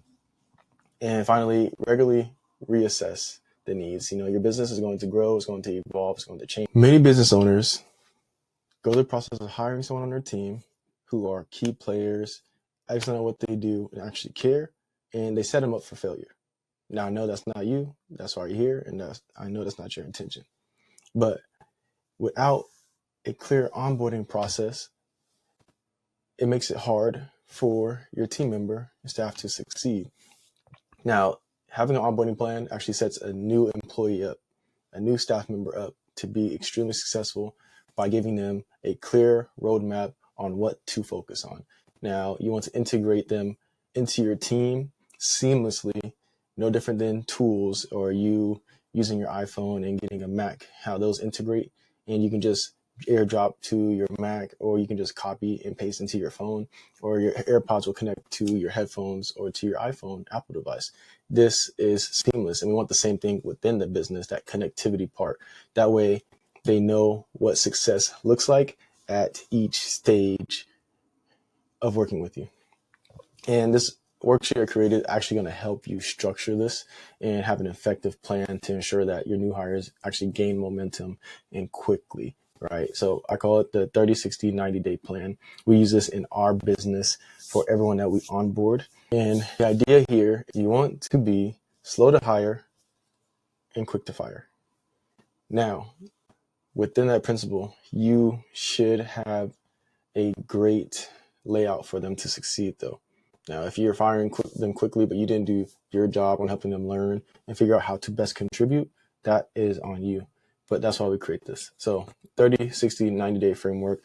The idea here is that you're going to give them a minimum of 30 days. Now, this is so they can actually learn and get immersed into it. That way you can understand the company's role, expectations, and what that workflow looks like. Now, if they can't meet the bare minimum of showing up on time, having respect with the team members, like those soft skills, those red flags that pop up, I think you should quickly let them go. They are showing you the effort that they can put in, because you want someone who is at least dependable and has integrity. That's just one of our pillars in our practice. Now, day 30, its focus is going to be on learning and immersion. So they're doing the onboarding process. You're going over the culture of the business, the mission, the vision, the expectations of the role, the software and tools that you use in your practice and your business to operate. These are things that you want to go over in day 30 and on your onboarding, just to give them time, right? You might have training for a week or two with the systems and processes, and you might be shadowing them. You might have them shadow team members and staff, and then you're focusing on them, allowing them to go and do things, and you're going to meet with them frequently. So you want to list through the task and deliverables in this part for each role. And in general, in day 30, it's going to be similar to those first couple of weeks, because it should be culture focused and systems focused that team member will be using. But also you're going to go over task and the deliverables for them. List those out. And also you should be writing down at least the key learning objectives. Now, once we get into day 60, this is where we're talking about the contribution and the execution. You want to focus on applying knowledge and them applying knowledge and taking on more responsibilities. That way they're delivering early on wins, right? You want to acknowledge that. We want to focus on those things.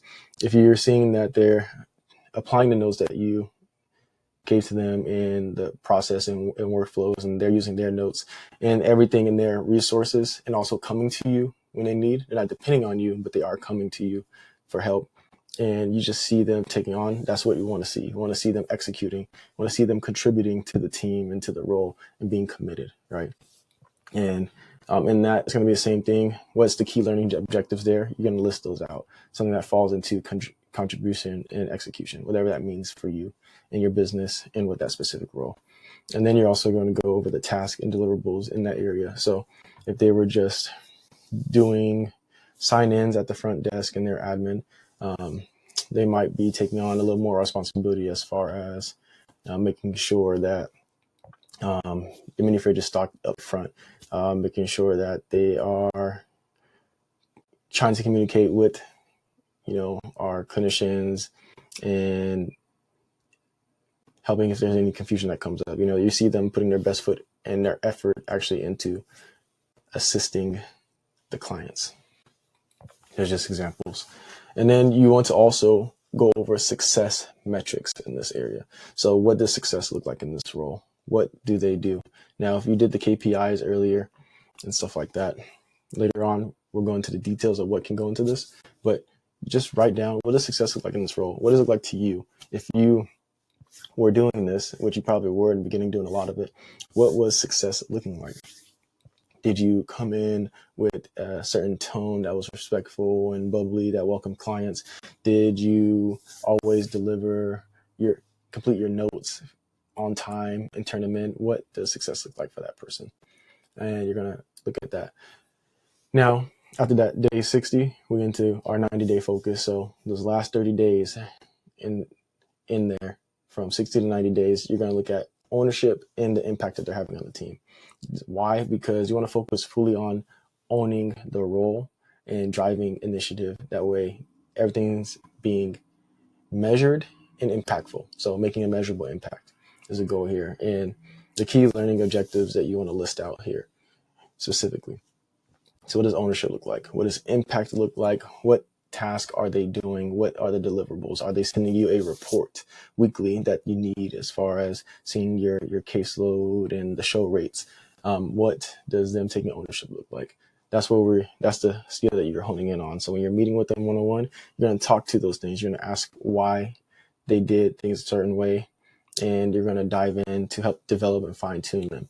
At this 90-day, you'll know, and even before then, and with the effort put into place, they are going to be stars. They're going to operate the way that you want them to, and not with unrealistic expectations. The expectations are going to be laid out for them. They're going to be explained in simplest terms for them to execute at a high level. And now you're going to see your business grow, and you're going to see them perform. You're going to manage it, but from a distance, because they're taking on their responsibility. You nurtured them into this role to allow them to do these things. Is extremely helpful.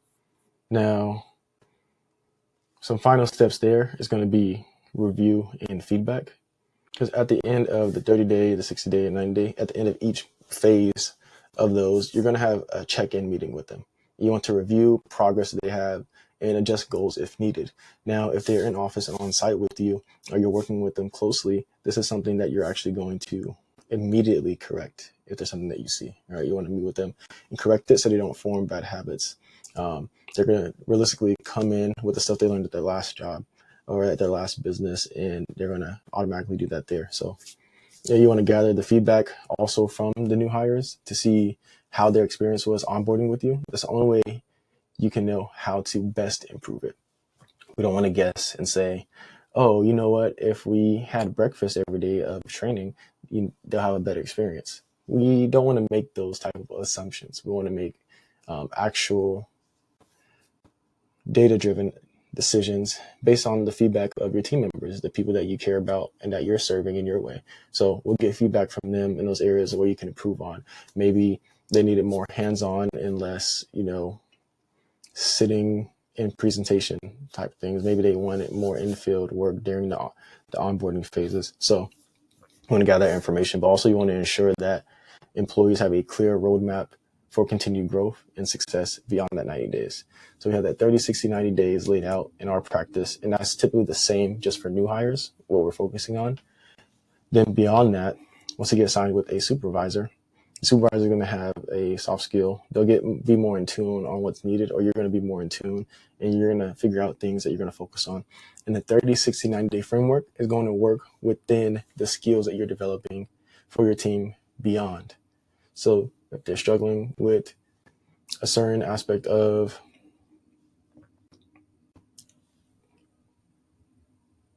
creating intervention plans with clients, maybe that's something you're going to work on with them for a minimum of 30 days, meaning you're going to check in on this with them on 30 days.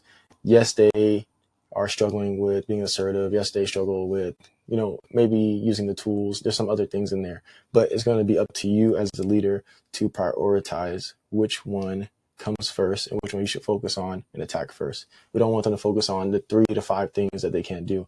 You're not going to be able to develop them and create them into high performing partners and team members. You want to focus in on one thing for at least 30 days minimum, check in on it. If they get it, great. Where's some other opportunities for growth? If they don't get it, that's fine. Let's make sure they're making progress towards it, because you want at least minimum 30 days, but a max of 90. If there's like 90 days and no improvement, you might want to reconsider, have that conversation now if this is for you. Right. Now we talk. I don't think this may be a fit. It may not be working out. It might be adding on more stress to yourself than I thought I was as far as helping. Right. We want to be realistic. We want to be clear, and we don't want to string people along. It's just going to frustrate them. It's going to frustrate you. And then it's going to frustrate your clients. It's going to be a trickling domino effect. And that's something we want to avoid. Now you did the work and you got a team that's able to hit the ground running, and you're able to ensure that they can hit the ground running, and you hired these key players. Now, if you cannot do this next section, it's not even going to matter. All the stuff that you just worked on so hard on is not going to matter if you cannot sustain your business and continue to grow and scale. You're going to want to make sure you pay attention to these things. That way you can grow long term. We don't want to do stuff short term with a short sight, and you don't want a business that doesn't last. We're building this so you can have the life that you desire. That way you can build wealth and help more people. Really, you just want to get to it, get it done at an excellent level, and make sure that it lasts. Right? I build because I want to build generational wealth and have a comfortable life to serve who I feel called to serve, and be able to operate fully out of purpose and never need. That's just my personal driver.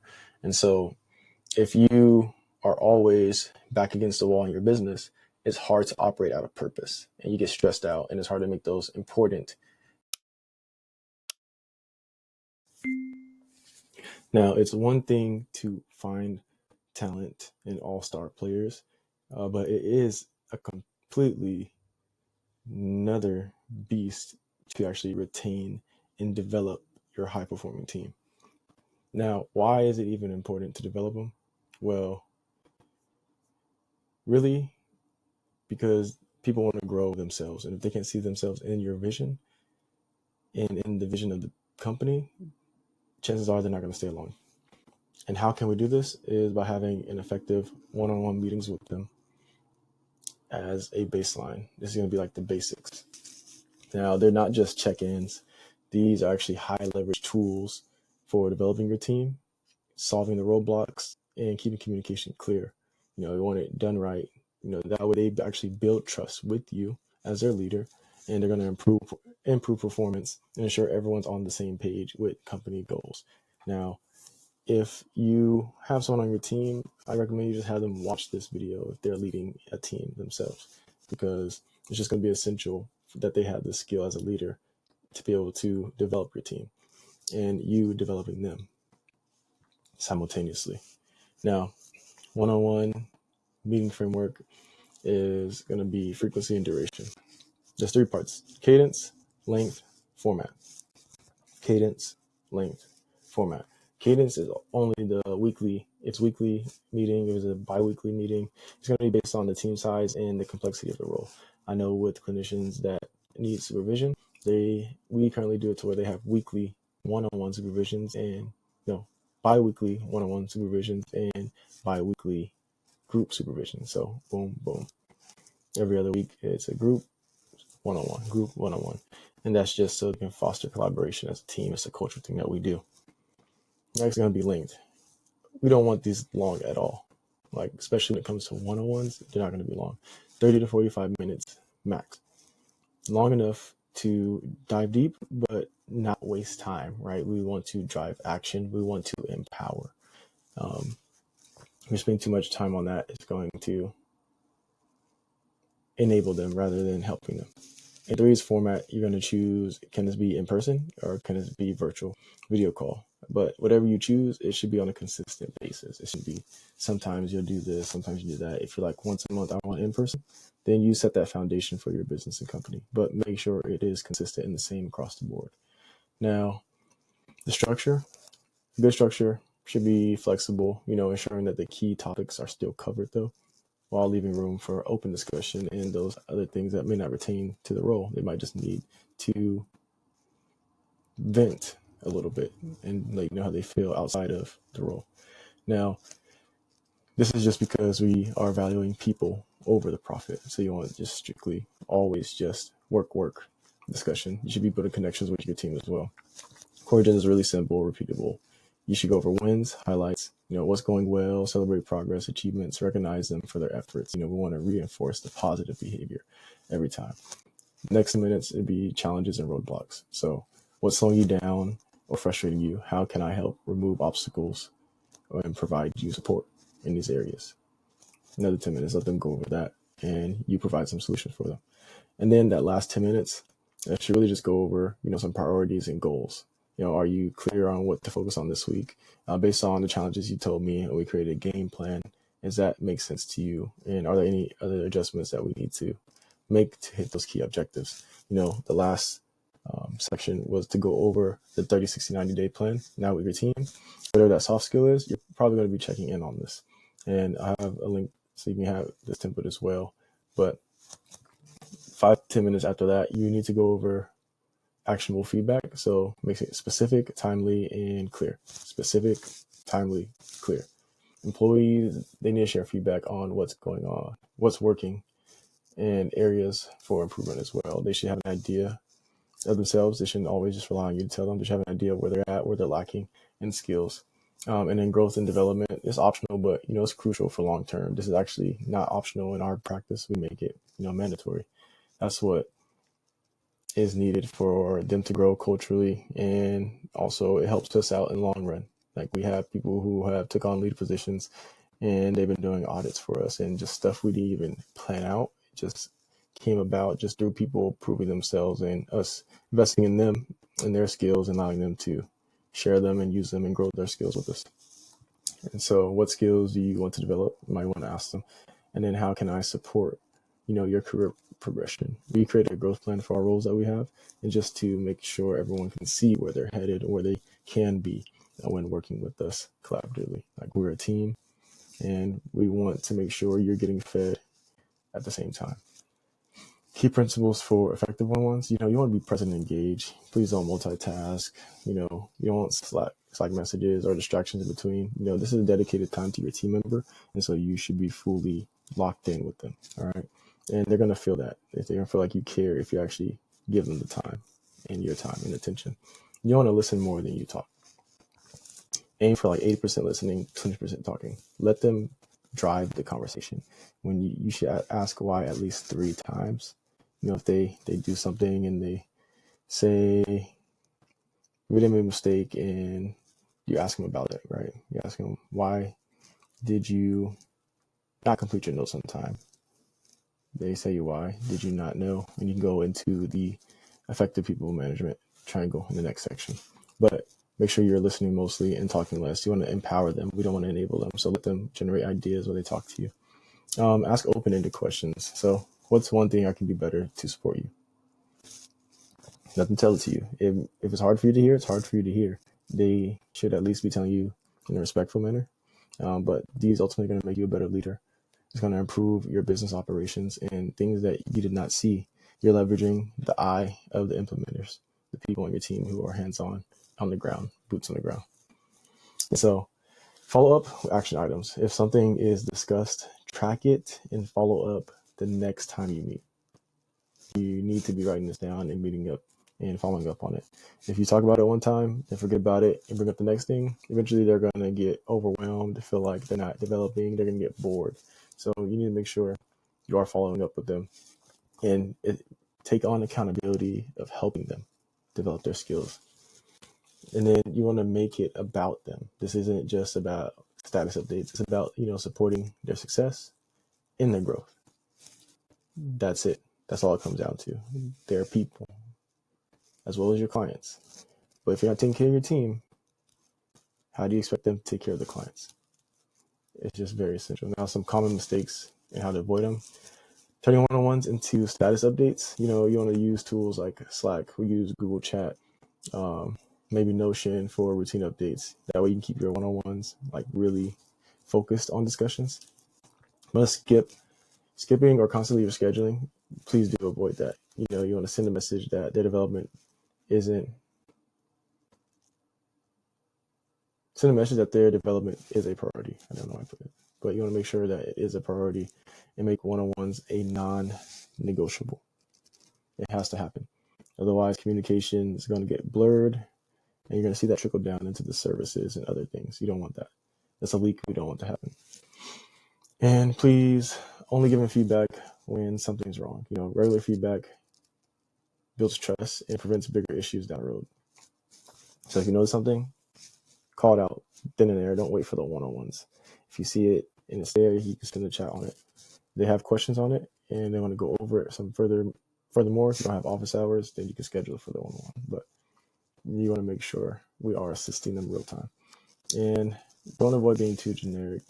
How's everything going? Won't spark a real conversation. You want something that's going to build connection. How's your family doing? How's your daughter doing? You should care about your team. Like, they're on your team. You work with them. You're developing. You should have some type of care towards their development, growth, and them as people and human beings. So if you do that, you're going to build an all-star team. And in here, there's a little template you can use as well, print out and write these things down for you to use yourself. But go ahead and apply it. Now, one-on-ones are cool and all, but if you cannot effectively manage them, it's going to be completely pointless. And if you can't even build a culture and a team culture, your vision is not going to be achieved. It's going to turn out to be someone else's. So if you want to ensure that everything you learned up to this point does happen, please pay attention to this next one. It'll help you out, no doubt.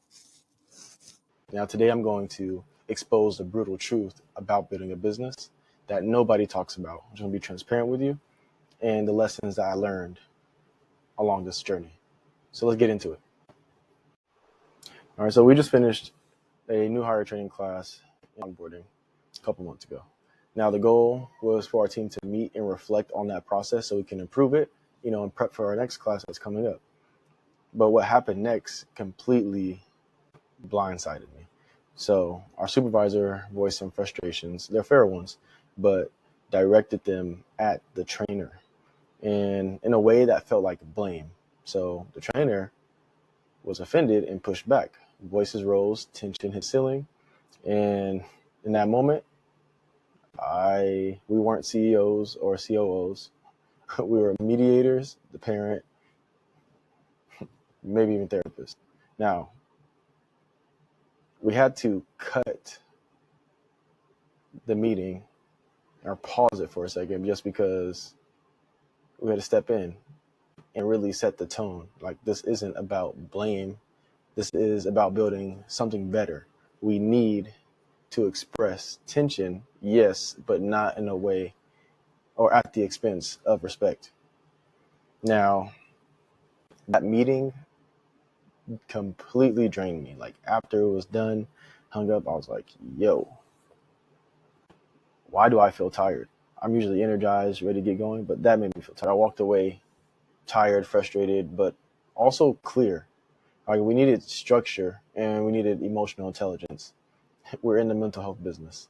There's no reason for us not to have that. We need to stop assuming everyone knows how to lead. So we did something simple, but it was powerful.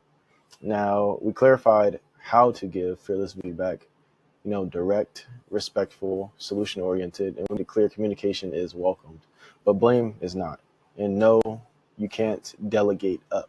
Like, if you are the CEO, director, and it's your business, you can delegate. It's great for your team to give you feedback, but they're in no position to delegate back to you tasks. So I think that's just one of the rules to lay down. What I love about therapists and mental health providers in general is that they are great and probably top tier people leaders, just as good as motivational speakers are, and just as good as, I would say, even pastors or priests are, bringing people together and making them feel a type of way, right, to bring growth and solution. Now, it's quite ironic and I think hilarious that when you switch from a session to maybe a team meeting, the superpower goes completely out the window. Like, everything you do in the session when dealing with a difficult client, all those just go out the window, which is understandable because you're working with people frequently, so often, and you can get frustrated and rub the wrong way. But if you remember to hone in on those same skills that you use when communicating with your team, just having that same level of respect, I think it'll take you the distance. All right, now here's the real irony. While all this is happening, we are actually hitting consistent 6-figure months. And I didn't exactly feel excited. Why? Because revenue without culture is hollow. Looking back now, I am very proud of what we're all able to do. Not just because we're growing financially, but because we're building with integrity. We're serving clients really well, we're growing our team, and we're doing it without compromising our values. Like, that's the number one thing. Being able to serve people, actually help them, and doing it with integrity. So let's actually dive into the truth. I want to draw something for you because I'm a visual person. So here's the truth. All right, so the truth about the hardest part about building practice no one's going to tell you about, well, the hardest part isn't getting enough clients. So marketing. It's not the admin task, the notes, paperwork you have to do, insurance and billing credentialing. No, the operations, it's not the hardest part. And the hardest part is not even having enough time. So the work-life balance, call it work-life.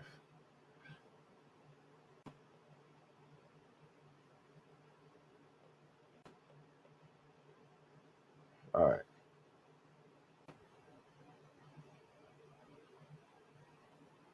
So out of these three things, the hardest part is none of these. Like, it's not hard. Operations, not hard. Work-life balance, it's not hard. That's just boundaries. It's actually this. The one thing everyone forgets about. Your colors are blue. So, leadership.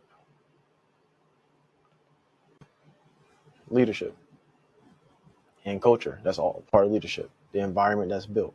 That's really the hardest part, is developing skills in leadership for your team and yourself to grow, the business and the practice to grow. Now, you're not just running a business, you're raising leaders. And that means more conflict. That means ego. That means learning how to set emotional norms aside and with vision and not fear, right? Vision here is the key. And if we're being real, it's actually what had brought you to this place and state that you're at now.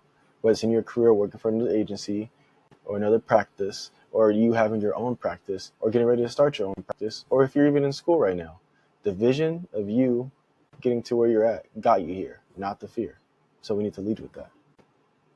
I know. Now, what happened with the meeting? Now, what was really going on, they're both expressing concerns, and their concerns are both the same.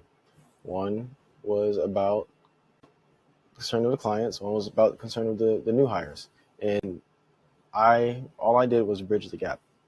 So normally when there's communication issues, you got two cliffs.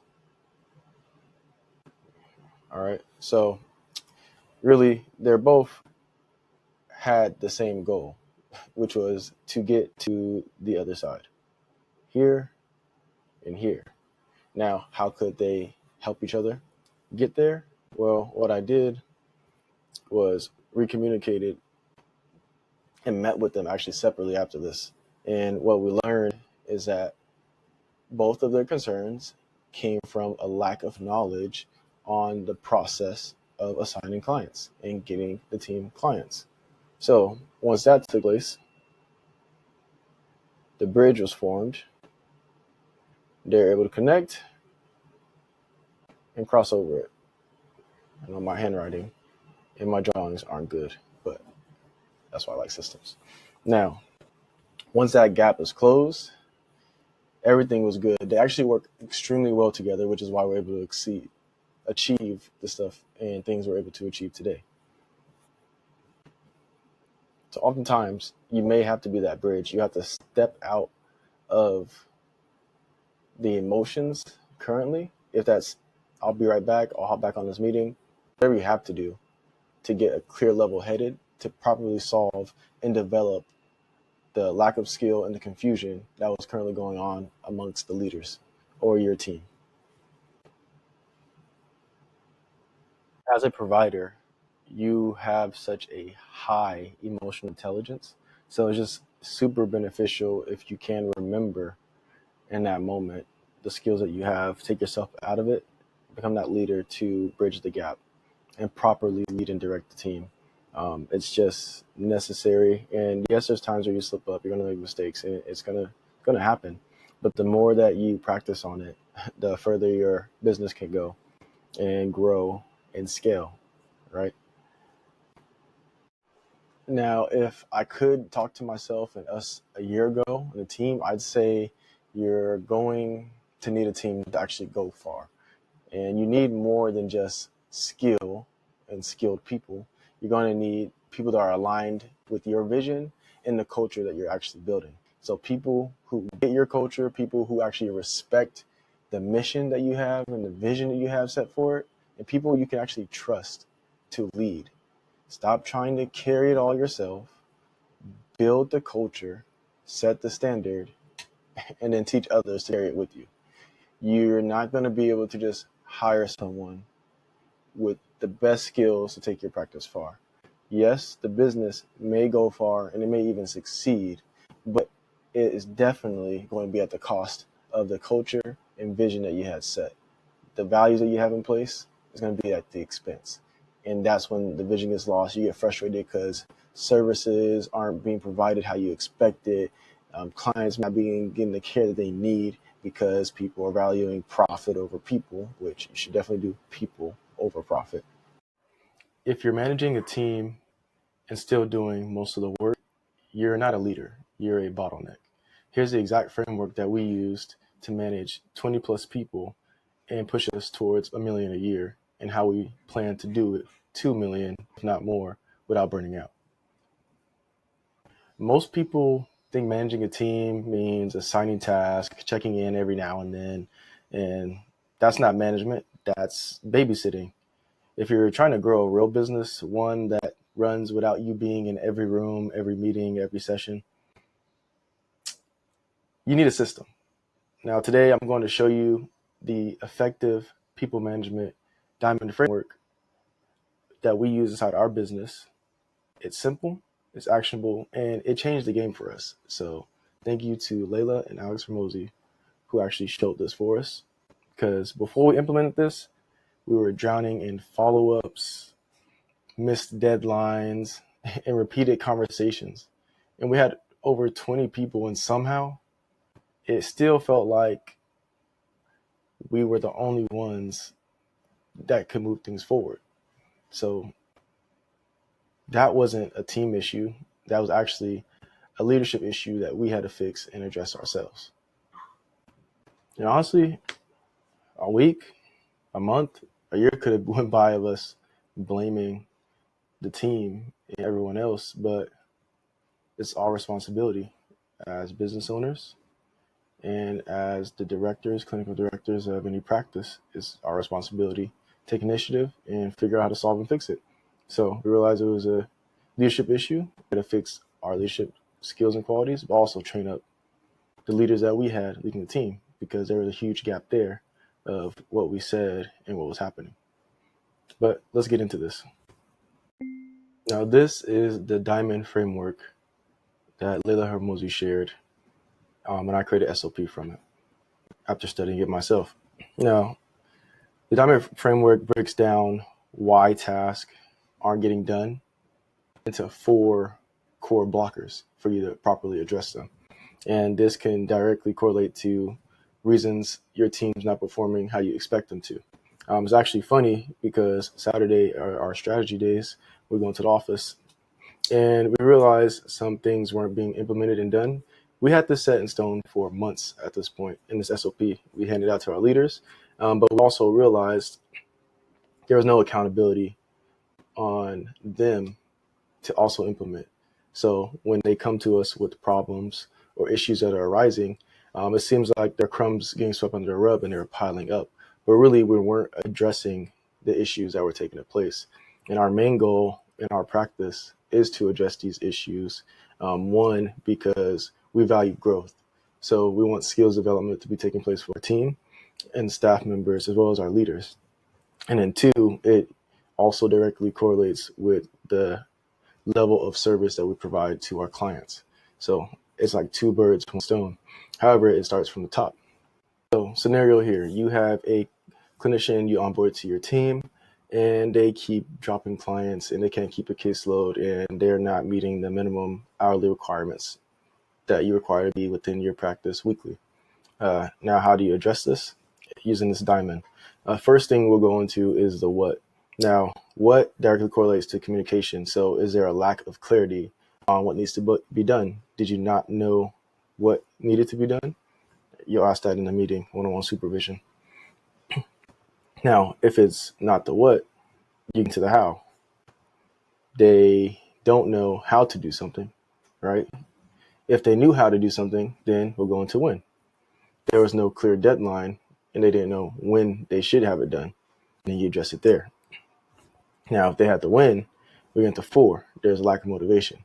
They just don't have a reason to care. So we can dive into that.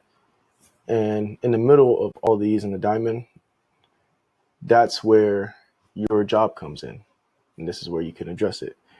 Because if it's not any of these as well on here, they just don't care to do it. Now, if they don't care to do it, that's a different issue and they probably shouldn't be working for your business or with you. Okay, now let's actually break this down. That way you can apply it. And I'm actually going to be transparent and show you the one that I give to my clients so you can implement it for yourself as well.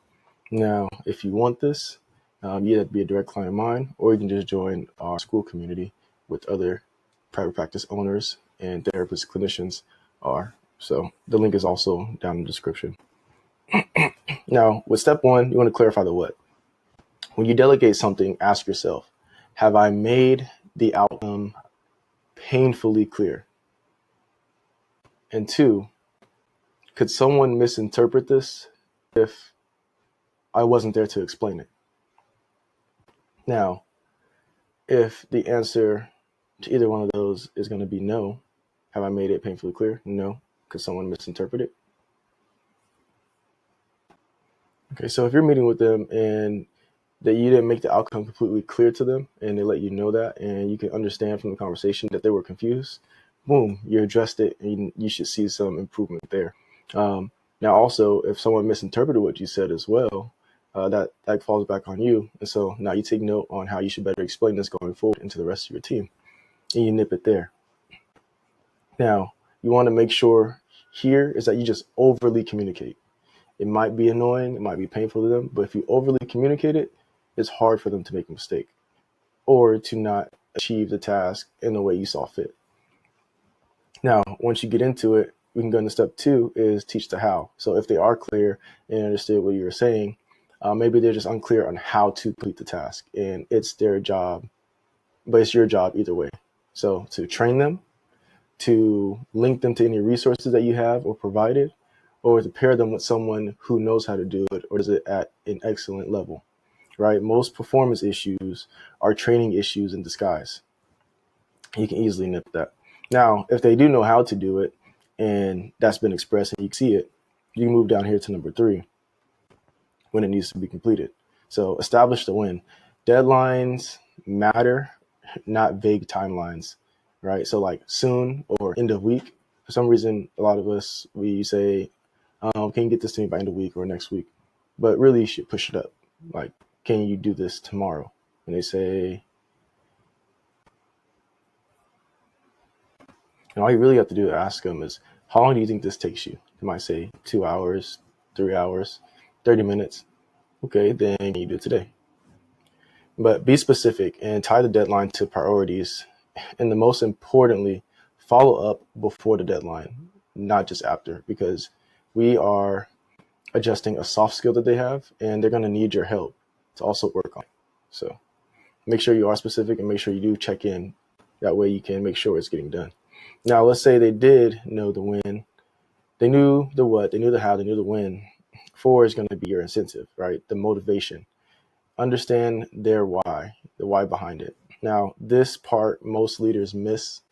And if your team members know what, how, and when, and still doesn't do it, you have a motivation problem. And if you're seeing it pop up on multiple team members, it's something you should really address immediately and figure out how can you motivate your team. Now, what drives them? Is it money? Is it recognition? Is it ownership? Align incentives with their internal drivers. Get personal and understand who you're leading. And ideally, you should have a growth path for all your roles you have. That way they can be motivated to get to that next level. If not, that might be a reason why. Because once we applied these, things really started to shift pretty fast. Now, our completion rate and key projects went up, team communication became frictionless, and I finally stepped out of the daily weeds. Our leaders were able to take care of things themselves. Do we have team members who are feeling more confident in their skill sets when working with clients, and we have better client outcomes out of it. So it's just a trickle effect. And more importantly, it gave us the capacity to continue growing. We can do the important stuff of working on the business and not so much in the business. Now we're aiming at 2 million a year, over 2 million. And it actually feels doable because people aren't guessing anymore, they're executing. And we're actually in a position to strategize and position the business in a place to where that is easily achievable. This framework did more than fix missed deadlines, it built trust as well. Now, because when people feel like they know what they're doing, how to do it when it's due, and why it matters, they show up differently. Like they really do. You'll see them speak to you differently, be more confident, and actually have, I don't want to say pride or be proud to actually work with the business. It's not just a job anymore. Now with this is exactly when we give our leaders, so for them to use in addressing these blockers, and also how they can handle those difficult conversations that come up, right? Their approach might be different depending on what your blocker is. And this, what I'm going to show you now is what I specifically mean by culture shift, because when people feel like they know what they're doing, how to do it, when it's due, why it matters, and they're showing up differently, it's because of probably this specifically. So asking open-ended questions to understand the root cause. Like, you're not just delegating your team, telling them what to do. You're actually trying to understand them and where they're coming from. And when you're having that conversation, you have that clarity with your team. It shows up in them and their confidence and in the work that they do with you. So questions like, can you help me understand why this task wasn't completed as expected? They're going to tell you exactly why. Oh, I had so much going on. I got into a car accident. Okay, maybe we got to work on priorities. Or I was confused on how to do it, but didn't want to bother you. Okay, there's lack of confidence there, and you felt like you couldn't come to me. So let's readjust that. You can identify the issues that are related to the lack of clarity, the skills, the deadlines, the motivation, or any external blockers, as mentioned. But be specific about the behaviors that need to change, that we can provide a clear path of improvement for them. If it's clear and they know where they're headed and they know where to go, they're going to improve, and you're going to see that work improve in your business. Now, using unbundling techniques to break down vague terms to be more professional into actionable steps. So it's easy to tell someone, I need you to stop being. Now, what do you mean by unbundling? It's easy to tell someone to stop being an asshole. That's my example. But they don't know what they're doing that makes them the asshole in this example. You're talking over people while it's their turn to speak in a meeting. You are giving attitude when you're told to do a task. You are calling people out of their name when that's not something that we shouldn't do, and you already know. So, like, tell them exactly the actions that they're doing that makes them that way, or that allows them. Another example that I don't like is the word professional. Come to the office professional. Talk professionally. Like, professional is just so general. What does that even mean? What do you mean by professional? Do you have a sheet of what someone should wear when they come into the office? Do you have a SOP on how we talk to our clients and how we greet them when they come into the office? Those things is what needs to be unbundled. Those are general terms, but what does it mean here for your business, for your culture, for your mission? What does that mean in this workplace environment? Where we were at previously, where they were working at previously, it was allowed. They could talk that way. So what they're coming from, they're going to bring in just because they just got conditioned and used to doing it that way. So you kind of break those conditioned actions and personalities. Once we got through all of that, you want to get into the effective delegation and follow-up. Now, you want to ensure that tasks are properly delegated and not just advocated, merely just handed off without proper guidance. Like, all right, go do this. You're just going to expect them to do it at the high level because, we talked about it, but they need to be trained into it. They need to be nurtured. So a task is successfully delegated when the outcome meets or exceeds your expectations or remains neutral rather than worsening. You want to use a checklist for important tasks to standardize performance, ensure expectations are consistently met. If you have a certain way of doing notes because you want to make sure your audits are passing, then you should have a document for them to follow and some examples of some redacted notes that meet those requirements, right? When it comes to admin notes or session notes, and you're a clinical director. And if there's a way to open the office for your admin team or answer the phones, there should be a phone script that they can follow. You can't just be up to them to do these things. If you have a certain way you want things to be done, spell it out for them. And check in on them, right? Check in on how they're doing. The best time to address any issues or lack of performance is right then and there, that we can coach them on it. Once you get into that, you can reinforce and work on motivation. Understand that team members are motivated by different stimuli and stimuluses. So whether it's praise, financial incentive, or other reinforcement, the most effective for each individual. It's going to be one-to-one. So figure out what it is for them. It's your responsibility as a team, or your supervisors who are leading a team. It's their responsibility, right? But also your responsibility to check in on them to make sure they can apply this and doing it. One way we're doing it is we created a report, working on notes and billable hours, but also in that report is a soft skill. And in the supervision meetings with the director, they are going to review the soft skill and make sure that we're focusing on that one soft skill to improve on growth for that specific team member or staff member, only because we want to develop their skills and give them a chance. I don't want to just fire people. Then if we have a problem giving people skills, if we can't give them the skills, maybe we should be in this business. I'm a little rash on my thinking, so that work with me. Now, continuous improvement and training. Break down skills into smaller and manageable tasks. That way they can provide clear instructions on the training. So assess the performance regularly, adjust the training materials if need be, and methods of the outcomes to align with the desired standards. So if you notice, maybe if there's a more than 1, 2, 3 people having the same issue, I'd probably call a group training one day and do virtual training or in-person training with my team, going over these items and getting some practice in. That way you can nip it immediately and address the overall constraint in your business. And that way you ensure training is comprehensive and enough to cover specific skills.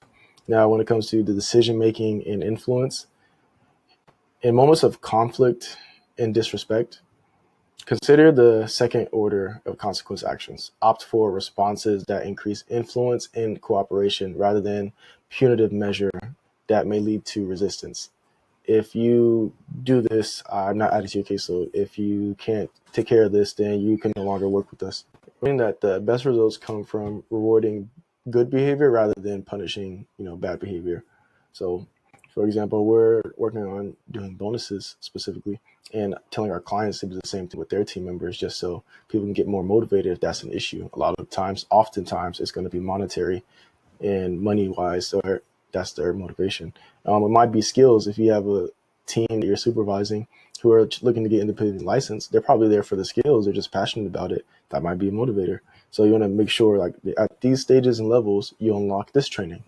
There's different things that you can implement.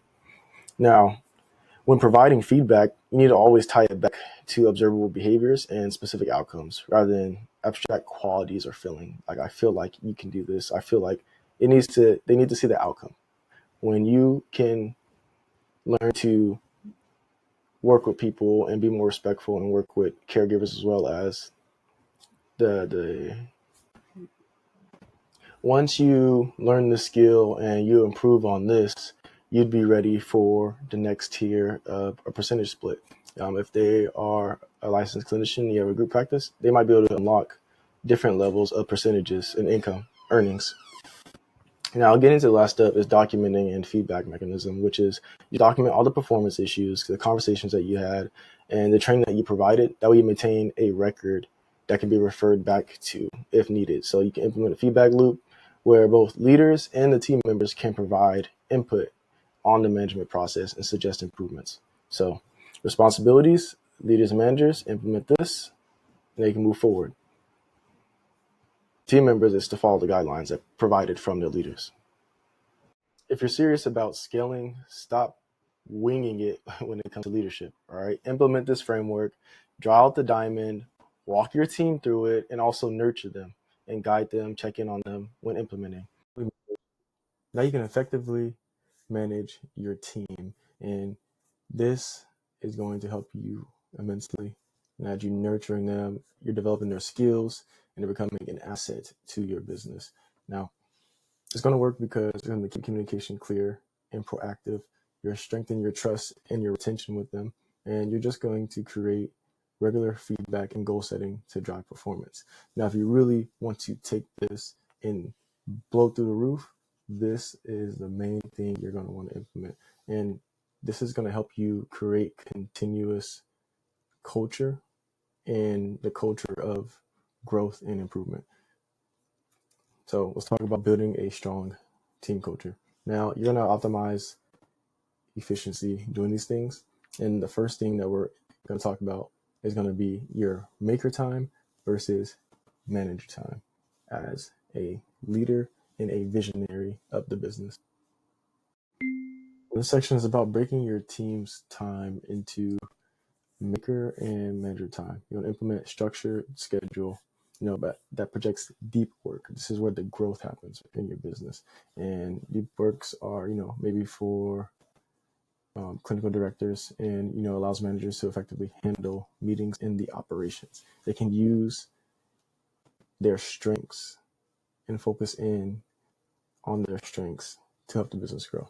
Now, let's understand what the difference between the two are here. Now we have makers. Makers can be your directors, your lead billers, supervisors, and strategists or managing partners. All right, they need uninterrupted time blocks. That way they can enter a flow. They want them to produce high quality work, not just work, because it's going to be essential. It's going to be necessary. Now, managers, on the other hand, these can be your team leads, clinicians, admins, schedulers, and they're going to rely on meetings and real-time collaboration with you to push projects forward. They're going to need your help. They need those ones. So the conflict arises when managers are scheduling meetings in a way that disrupts a maker's deep work. So it causes them to switch hats, context switching, and it's going to reduce how efficient they are. And it makes it hard for growth to take place. They're always switching if they don't have like a dedicated time to work on these things that require deep work. Now, structuring the day, put some examples here to balance both needs. Implement a split schedule. So morning time is great for maker time, so you can focus on deep work. So you blocked it out. No meetings, absolutely critical. And you use it for strategic planning, reporting, maybe hiring plans, do all these important things without interruptions, the things that aren't exactly hands-on and client-facing, but they are essential back-end portions and just as important. Now, afternoon is going to be your manager time, right? You want to reserve for any meetings, strategy sessions, team check-ins, maybe collaborative teamwork, supervisors who need to meet with others that can schedule calls with them during that time. Just have a dedicated time block for it. Now, part 3 is going to be the weekly workflow optimization. So Monday equals the manager time, right? Now, stack as many meetings as possible on this day. That way you don't have disruption the rest of the week. I actually do this myself. Mondays are my meeting days when it comes to the practice, and then I have a day dedicated for when I work with clients. This allows me to focus and hyper focus in on the task and the minuscule things and the boring work, because it's not always fun, but the boring work that keeps the needle moving in the direction you want it. So Tuesday and Thursdays might be hybrid days. So mornings are for making, afternoons for check-ins. Wednesdays might be a maker day, full deep work. Encourage the team to push the boundaries. That way they can take on new projects. And Friday, flex your flex day. So you can finally some reports. Any urgent meetings take place. My mom personally doesn't do on Mondays. Those are her days. Do not interrupt her. She's thinking to do is she's resetting herself, and she might take a meeting, a single department meeting, the big one. So those are just some examples. Now, implementation for best practices. You'll want to use calendars to block out your schedule. It helps tremendously, especially if you log in on your phone and your devices. You have team members mark their time as do not disturb on their calendars so no one interrupts it. You can enforce a structure, so managers must actually respect the deep work periods and avoid, last minute meeting requests. Set expectations with clients and stakeholders. Example, what's one thing I can do better to support you?